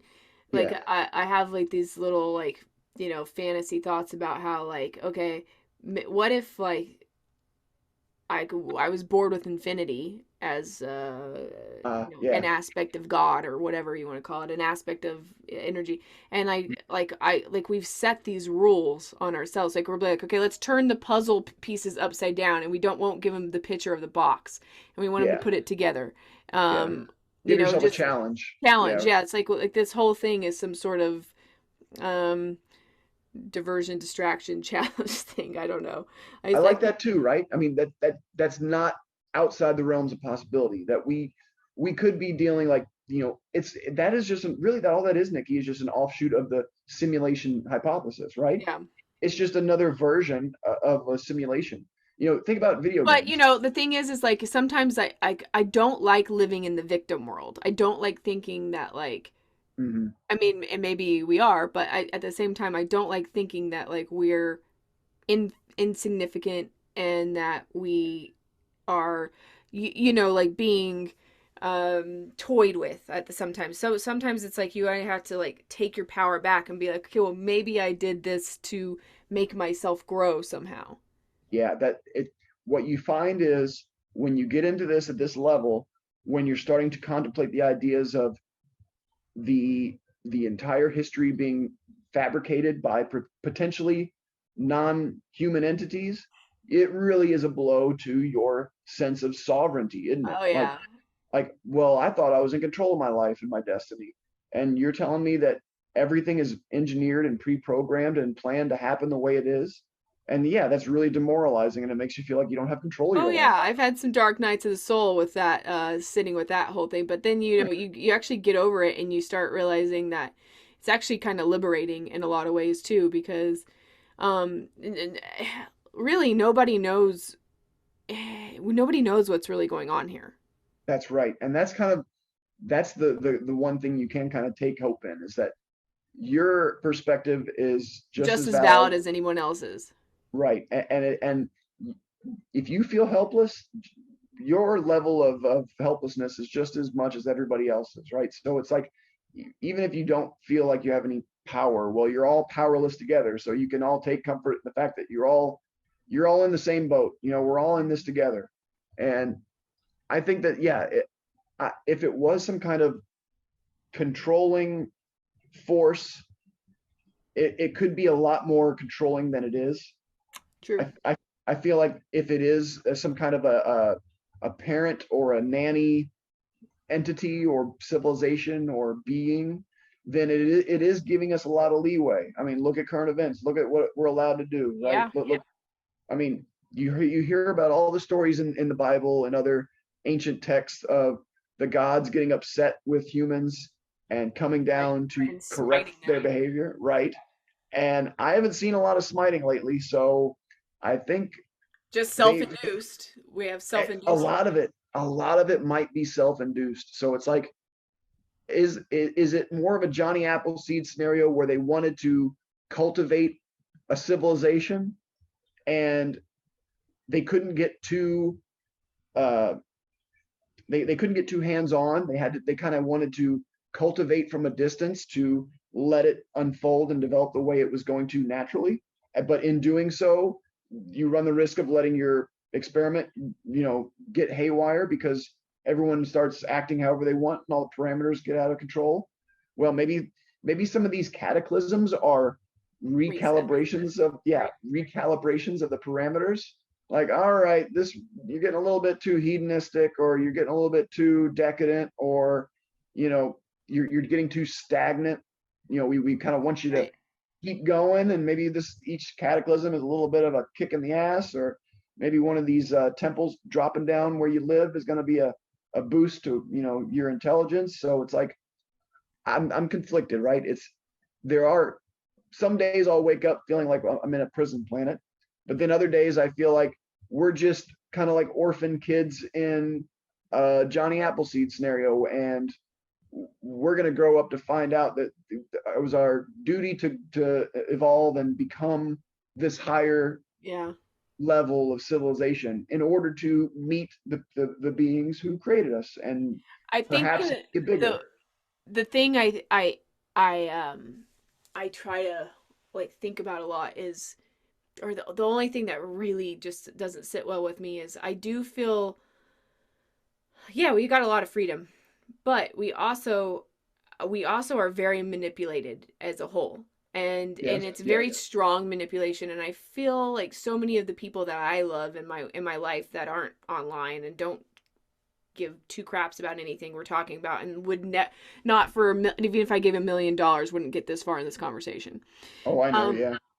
I got a ton of those people in my life. Uh, Hmm. I just kind of I feel like they're being manipulated, brainwashed, and not being able to be in their own sovereignty at all by design. And I don't know if that's their own battle with whatever's like the nanny nursery thing, or I don't know what if that's their own contract with being in this school or what the hell. But Yeah. it's just it's I kind of just wish we could be left to figure out our own sovereignties, like our own Right. individualities, like because we are being pressurized. And it What makes me is wonder that if it is all self-induced, all the human misery, if it is all self-induced, then maybe that means the powerful people figured it out a while ago, that yeah, it is a Johnny Appleseed situation, and that the founders of our civilization are going to let us behave however we decide to behave. And they're like, hey, well, the gods are going to be okay with it. Let's just lie and steal from everybody else. Who Yeah, cares? it's like that game of oh, like there's that game where like the little circle grabs the other circle smaller than in it and it becomes bigger and it like Yep, it's like so yeah, you sometimes I think about the fact that there's certain egos that in an ego can be Coca-Cola. It can be like a company. Doesn't have to just, I mean, it's these thought forms too, I mean, like these egregores in these thought forms, like you don't have to just stick to like Bill Gates or something.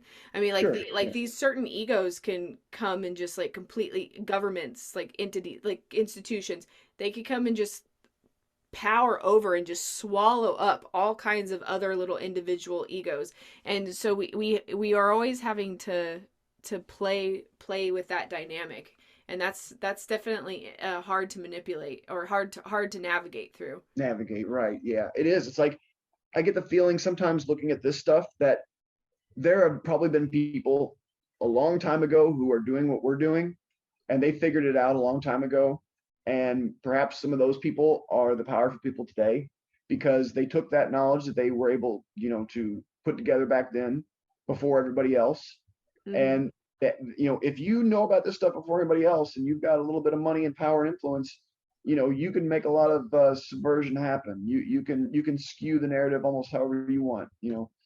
So it is hard to think about it like I'm a pioneer discoverer of this, because it's like, no, especially like places like Egypt, you've got Yeah, it's been records here for of a while, and I mean, in here for a while. it's like I didn't hear anything. I mean, like when I was, like I said, in Peru, I noticed the nubs, and then like I was like, what are those? And they're like they're for lifting, and I'm like, no, they're not. Like that's like physics. Like I took physics. Like you can't not like that doesn't work with physics. Like that's not for lifting.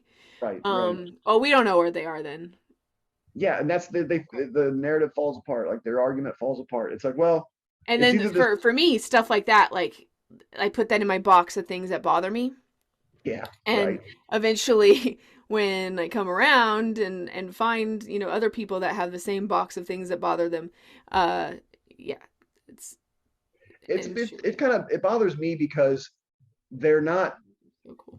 they're satisfied. Like they're satisfied with not knowing, or they're satisfied with the lame excuse they've been told. It's like, but if it's like a house of cards, guys, like if you pull that out, all these other ones are going to fall down too, and you're going to realize the real state of, the house is built on sand, right? So Yeah. you, I just don't see how, if you even start investigating this stuff, how you can't just be sucked in all the way. Like I don't see how people can just casually come and go and dip in and be like, oh yeah, well the pyramids are impossible to be made by humans because of how many blocks and how much time it would have taken and all this and all that. But other than that, I don't really, subscribe to any Yeah, but other that's just one theory. anomaly on the planet. Everything else Right, is normal. Yeah. right. Yeah. I You know. you can't cherry pick like that. I mean, you can pick a lot of good examples like we're doing today, and showing them, like highlighting them, but it's not like I'm trying to make big of something that isn't already, pretty big on its own. Like I'm just picking the highlights because we have the best quality photos of these places. But like I've got some regions, right, where it's like you've got a couple photos of something and no one's been there in years. People probably aren't they're not going to go back there for a long time. So, like bringing up the pinch holes, there's a place I want to talk about with the pinch holes, right? So in Jordan now, these pinch holes, they show up around the nubs and the scoop marks and some of these other traces. Well, one place we found them was in Jordan, and it's in the bedrock underneath a like a cliff carving, a machined Yeah. cliff of some kind. You can see that there is a like a groove or a patterning to Yep. the rock, like Just something like got those ones in China too. Um, right, like but like a yeah. little more worn. Uh, Mm-hmm. Then you see like show pits. them what the pinch hole is like with your cursor. Okay, Little. so you'll see these. They are a pair of holes, and you'll notice that they connect. They loop around behind like a U, and it makes this little tang of material, this little hook that you can potentially hook onto with ropes or, chains. We've heard all kinds of ideas, and I still really don't know what we're looking at. I'm still in the beginning stages of, I think this is advanced and related. Beyond that, we can speculate, but I think at the point I'm at now, with all the evidence I found, I can conclusively say it's advanced and connected. So these little pinches, they're weird. Like that, you want to give them some kind of rudimentary, basic explanation. Function.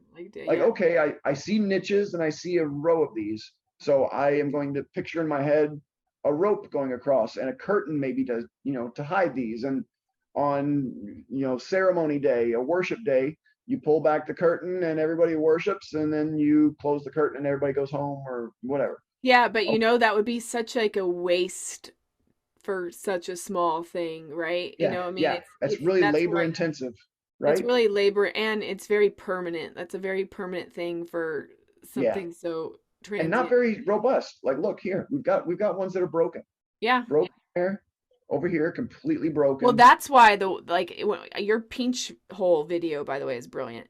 But that's why the fact that like they would have also been used for lifting is dumb, because it's like that's like okay, by the time you lifted that weight, the whole thing would have busted.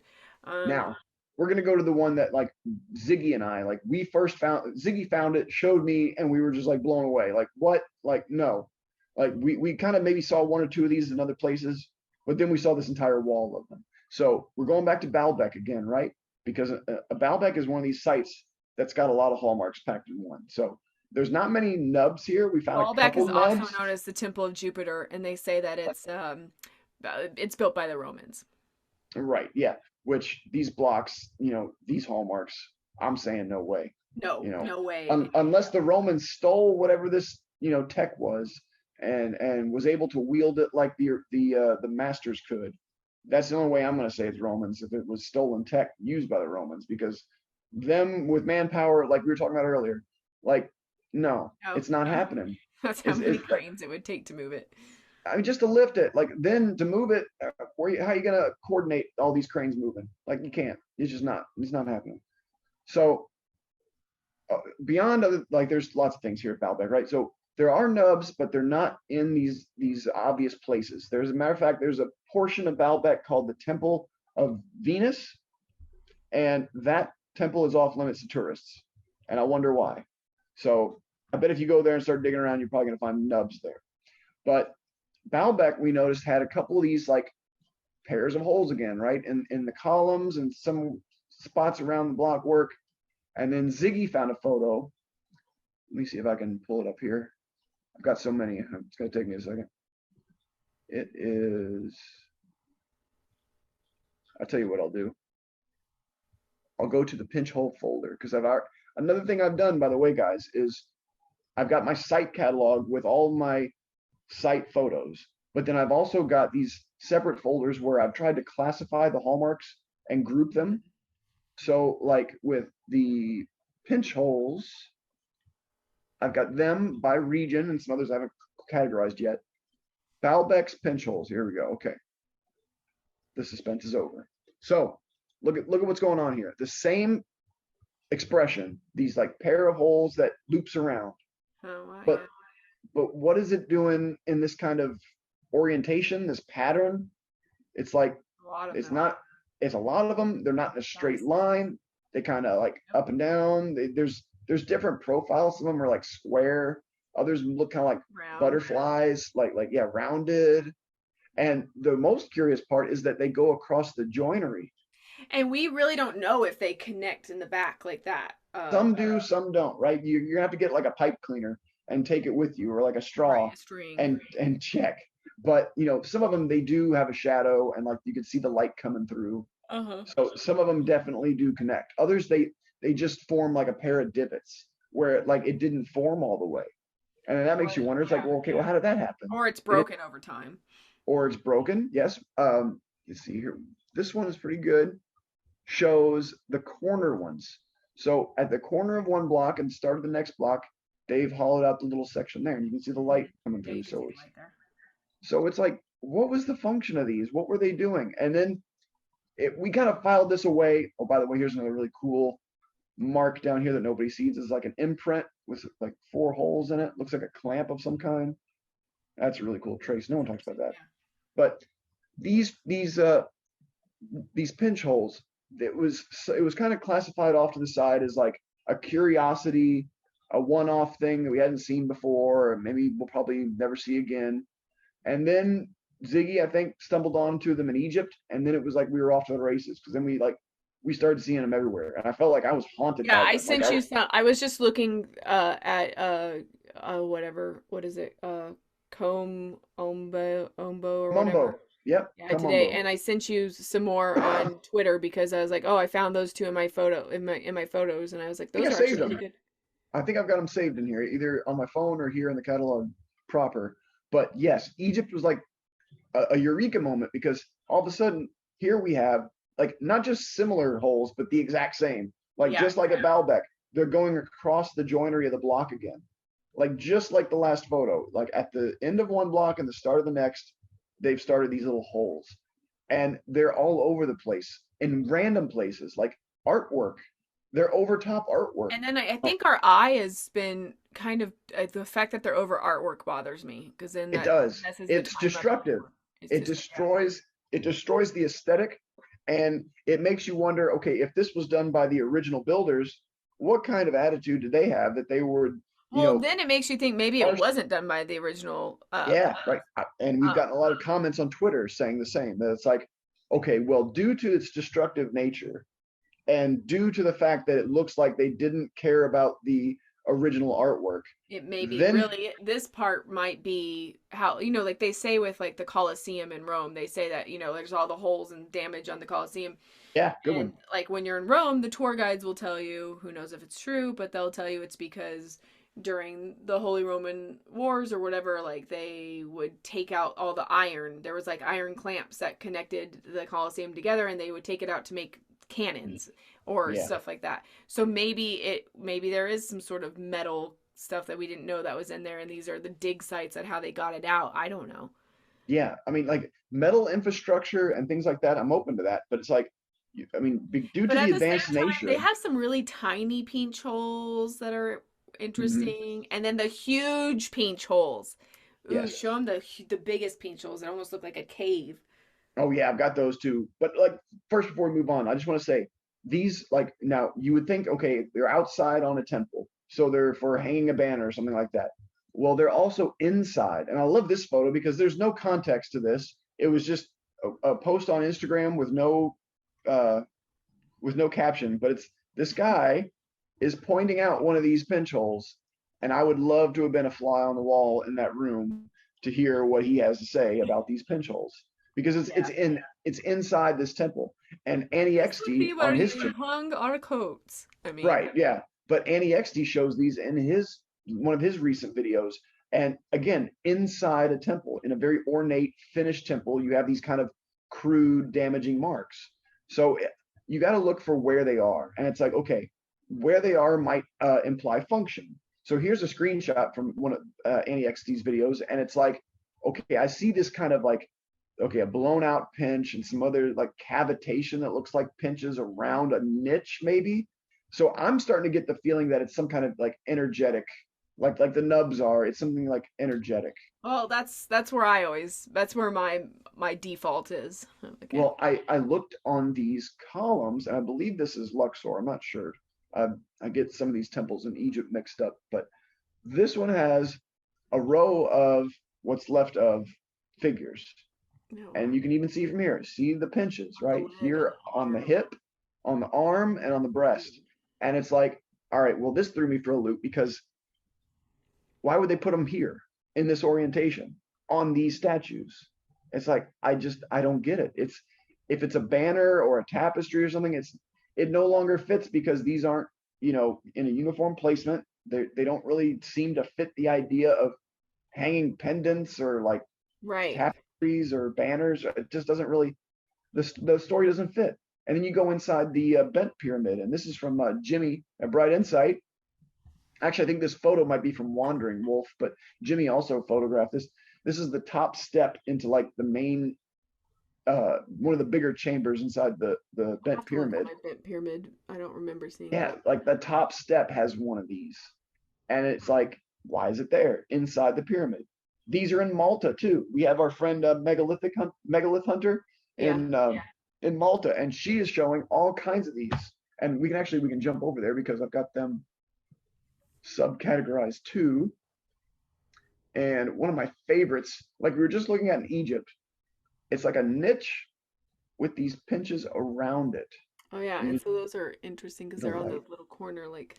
at the corners, yeah, like they came in from a diagonal. Hmm. And I don't, it just, these orientations don't fit like these ideas of like, oh, it's a banner, or it's a tapestry, or it's a flap of something.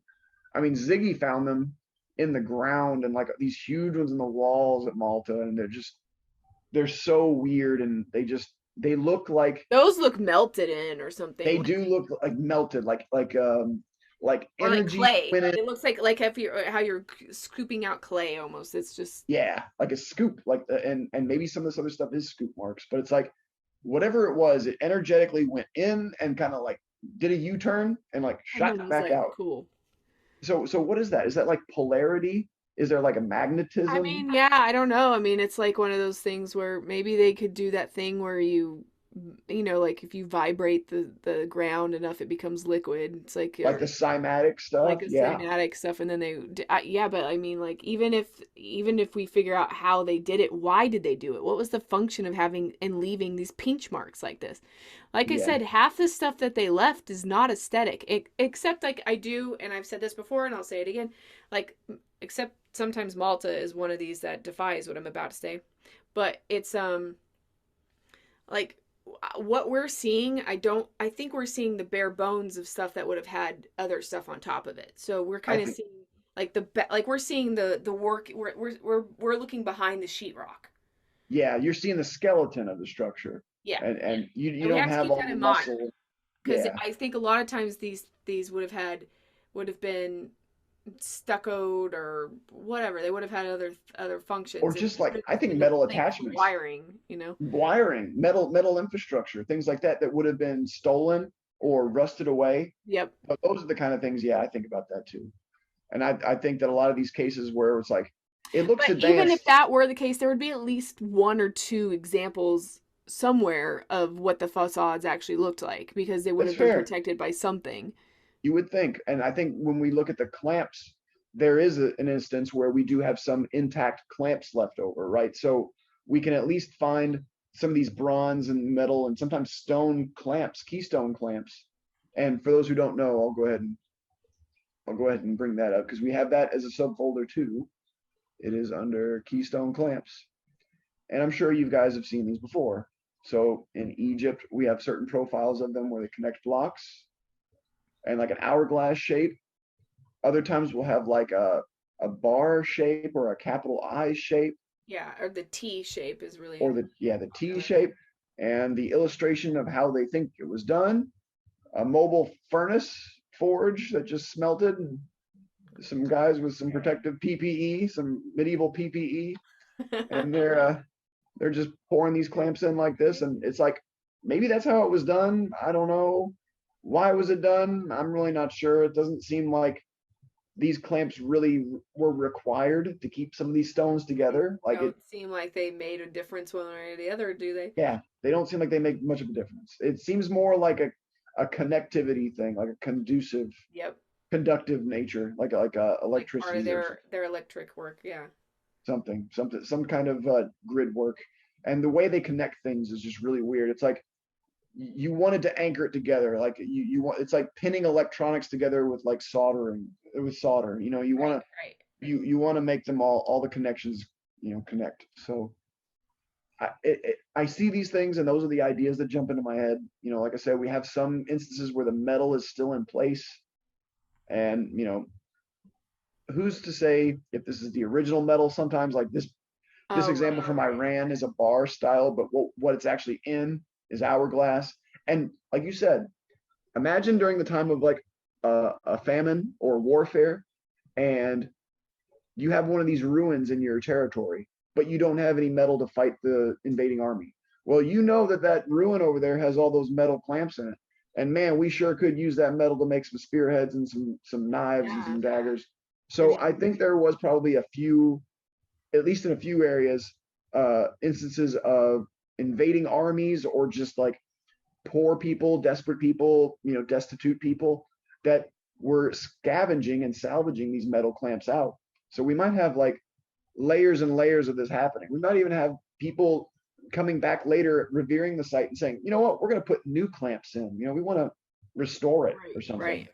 So That's a good point. the timeline on these is just like all over the place. It could be done in some cases by the original advanced builders, or it could be an imitation done later on by some people who thought they knew why they were doing it. Like in Greece, for example, you see a lot more fragile, delicate, like you said, the T shape and capital I shaped clamps and bar style clamps. And a lot of that evidence looks like later restorations, almost like modern restorations that uh, antiquarians and archaeologists are using this idea of clamps to restore sites.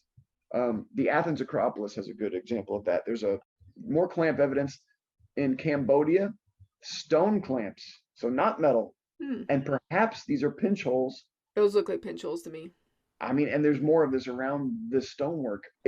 What goes around comes around. This stuff is repeating all over the world. We have them either this is Peru or Bolivia, either either somewhere in the Sacred Valley or this is Pumapunku, and you have the I shaped, the capital I or T shaped clamp. It's like, well, we just saw that in Greece. So what's it doing all the way over here in Yeah, Peru or exactly. Bolivia, right? So, And then you you have know, the bow tie. You have the bow tie in Japan and in Iran. Like that's a yeah. very Hmm. And even here, you can see over here maybe a pair of holes and then a pair of holes. So, like, if you find a picture with a hallmark in it, keep looking around. You might see you'll find others other around ones. it, Yeah. and it leads me to believe that these traces are connected through the ability or the technology.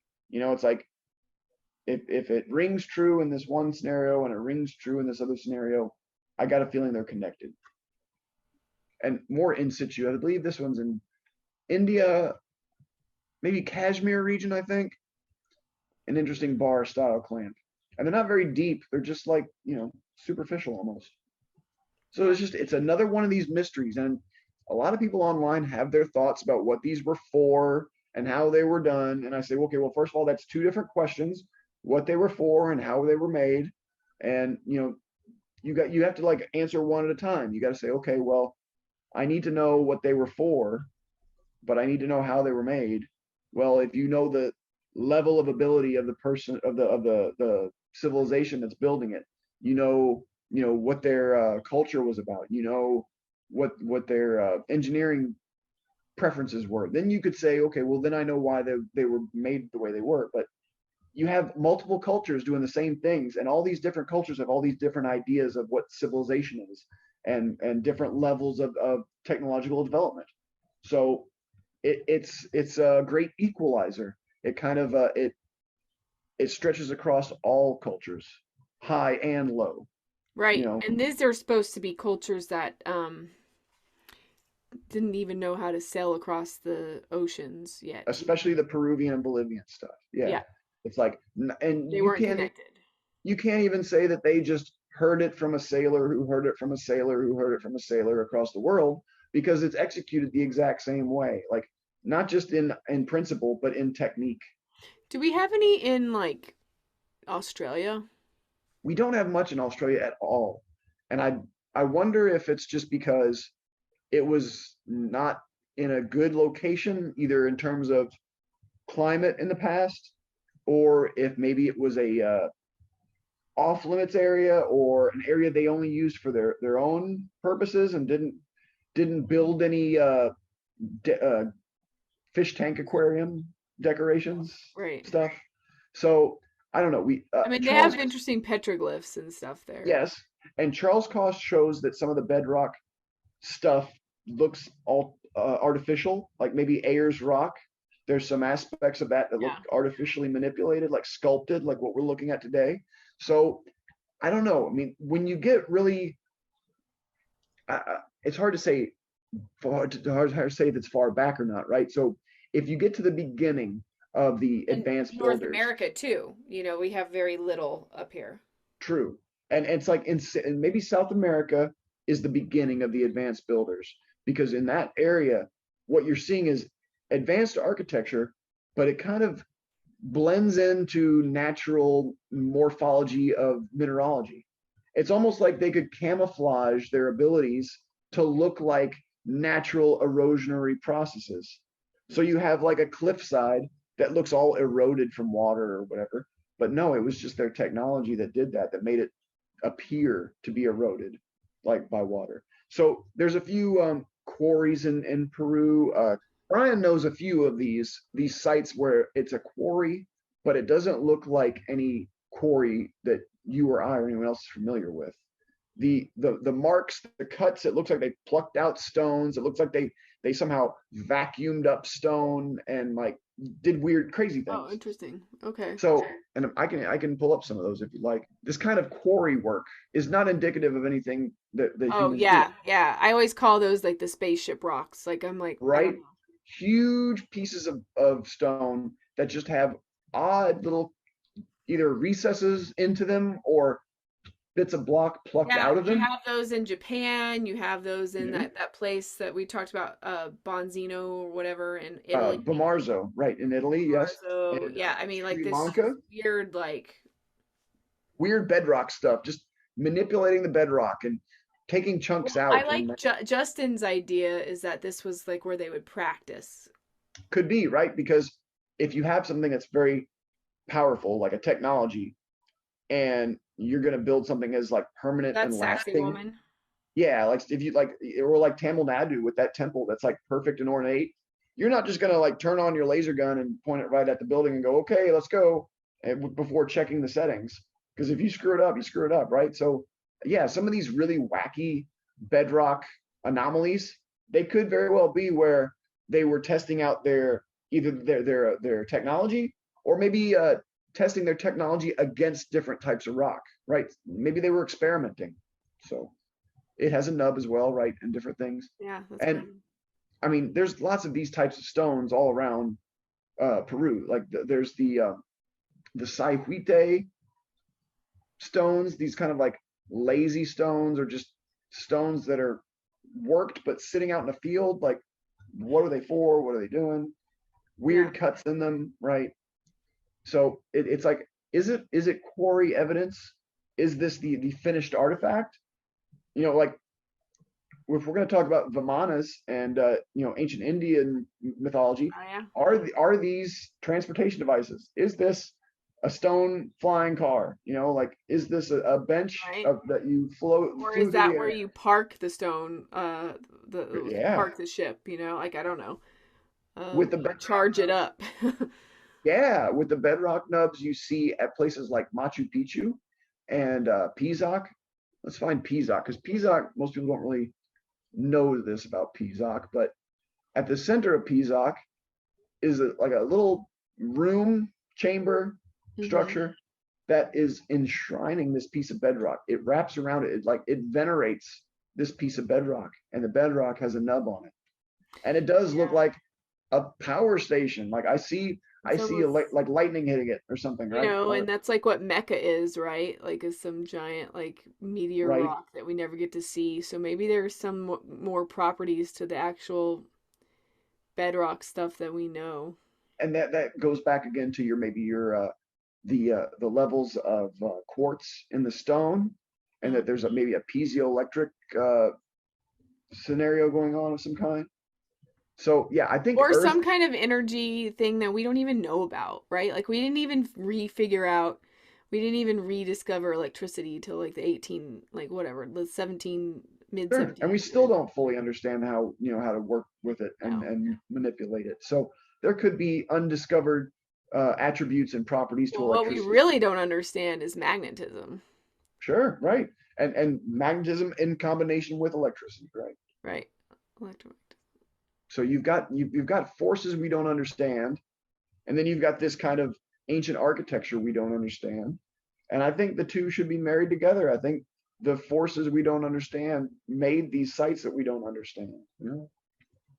And that's the Yep. reason why. That's the reason why they look so There's alien your is cover because, art. and I love this because here we have two in one, right? You've got bevel blocks, very faint bevels on these blocks. You can see them though, the little Oh edges. yeah. And it's almost like they like change their mind, like, the blocks are getting beveled. We can't do that. We're not in the area where we're supposed to show the bevel blocks. We've got to go back to smooth. And they kind of fixed it, they corrected it, and it smoothed it back out. And then what is this doorway? What's going on with the bottom of this Yep. doorway? I mean, what? Like if it was supposed to be smooth across the top, what's all this stuff below? Well, you know, like Conduit? Mexico has a lot. Even like when I went to the Gila cliff dwellings, they have entrances into the doors, or like they're small like that, and Yes. then they tee out. That's a very big thing in the Pueblo The, culture, the and trapezoidal that's motif or the trapezoidal form is global. It's in Egypt. It's everywhere. And people will try to cop out and say, "Oh, well, that's because it's the most practical for preventing damage from earthquakes, right? For resisting earthquakes." And what? it's No. like, okay, well, maybe it is the best design for resisting earthquakes, but how the hell did they come up with the best design for resisting earthquakes? It's like, Yeah, again, I want to see the development process where here was their first structure where they tried to incorporate elements of being resistant to earthquakes, and it failed. It fell down. And then here's their second attempt where they changed their design, and it was a little bit more. or even if it's as simple as they started with these smaller blocks, and then they got where they got really good, and then they got these big blocks. But that's not how it goes.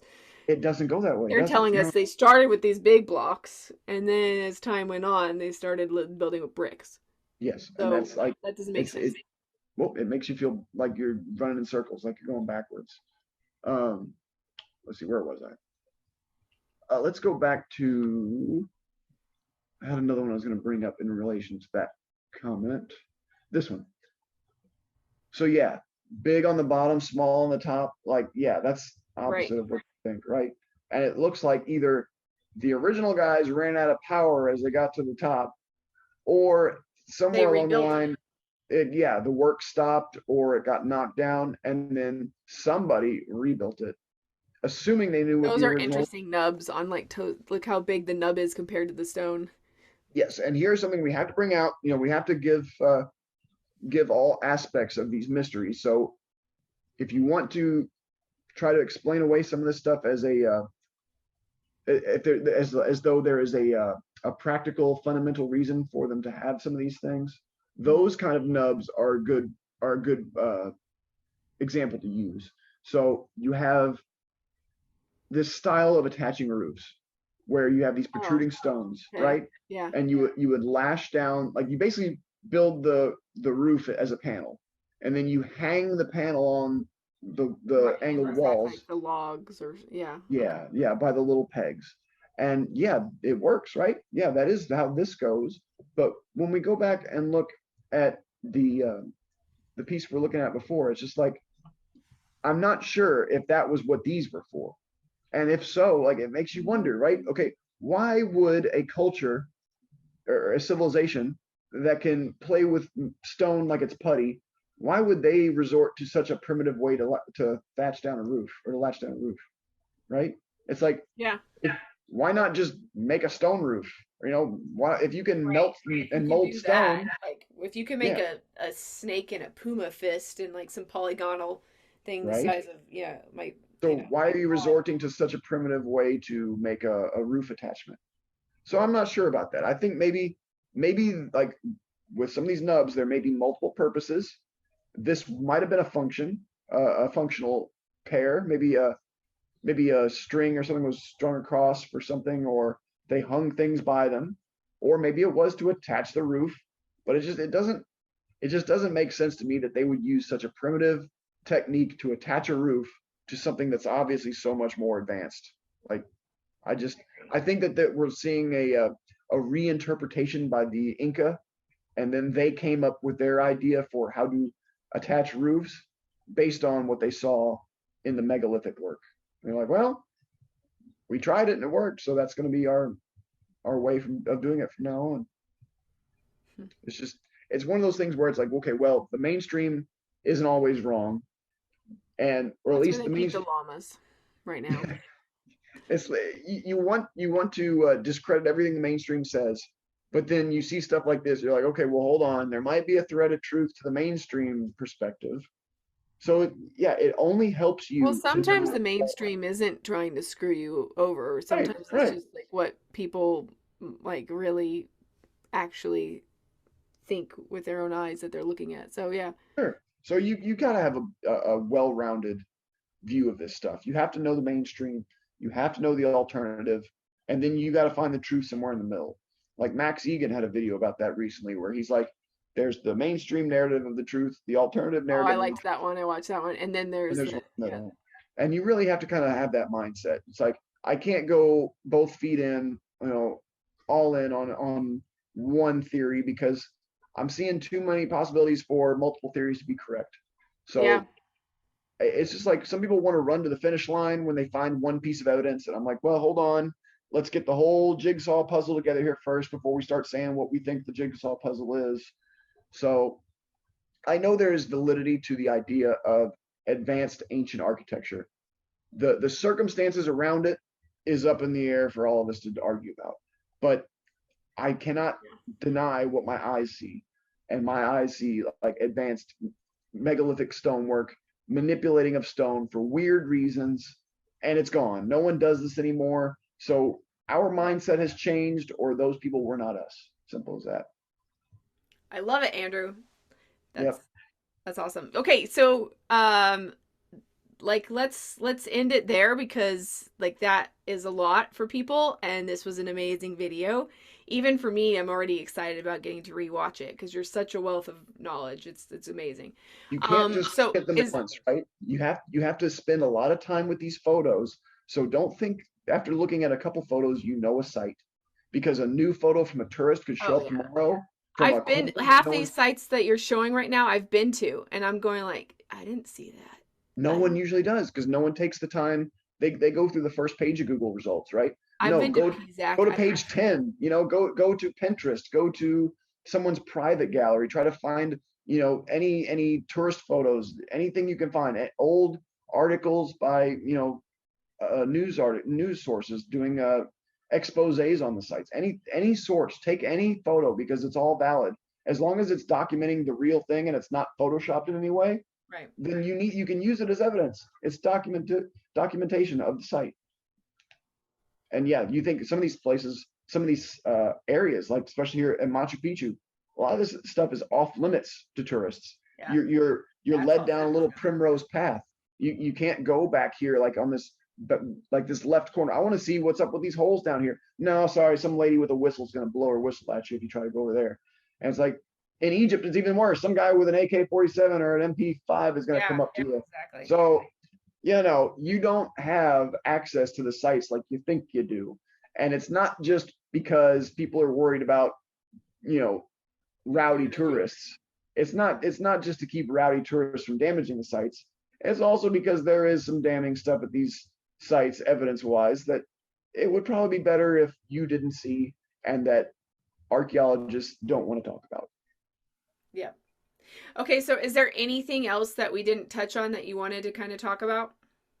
Well, that was kind of a great, spread of just what it looks like in terms of like advanced stonework. Like, what if someone was to ask me what I think advanced ancient stonework looks like? I think the photos we looked at today is a pretty good start. You can go from those sites and say, all right, well, I know what he was trying to point out at those sites. Now try to go look at all your favorite ancient sites around the world. If you're a pyramids guy, look for nubs of the pyramids. They're there. Look look for pinches there. Like if you're a Peruvian guy, look for them there. It's like become your own Rolodex of information. I've only been able to get to where I am today by doing the grunt work of saving photos, buying hard drives. I've got 3 laptops sitting next to me full of photos because I need the space. Like I can't guarantee that these photos will be here forever. Some of our photos we've lost. We've gone back to try to find them, and the person who uploaded them decided to take them down. Mm. So maybe we had this great photo from a tourist, and that tourist decided, you know what, I look kind of fat in that photo, and I don't really want it to be on the internet. They took the photo down, and we've lost that piece of evidence forever. So it's like you don't realize this is like a gold rush. This is like a golden era of information. And we got to take it because we don't know if it's going to last forever. Everybody needs to become their own authority, have your own database.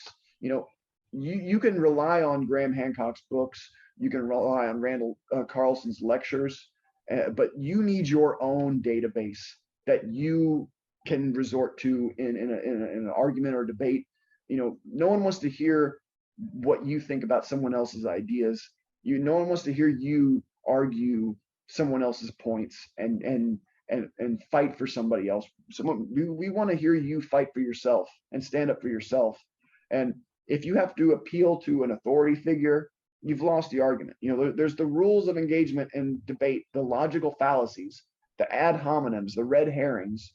You know, you can't have any of these logical fallacies. It's just you're in a sparring match and you're going to lose points if you start bringing up those ad hominems and those, you know, logical fallacies. So just try to be honest and try to be true to what your eyes are trying to tell you, and don't think that you have the complete view of a site, because even I don't.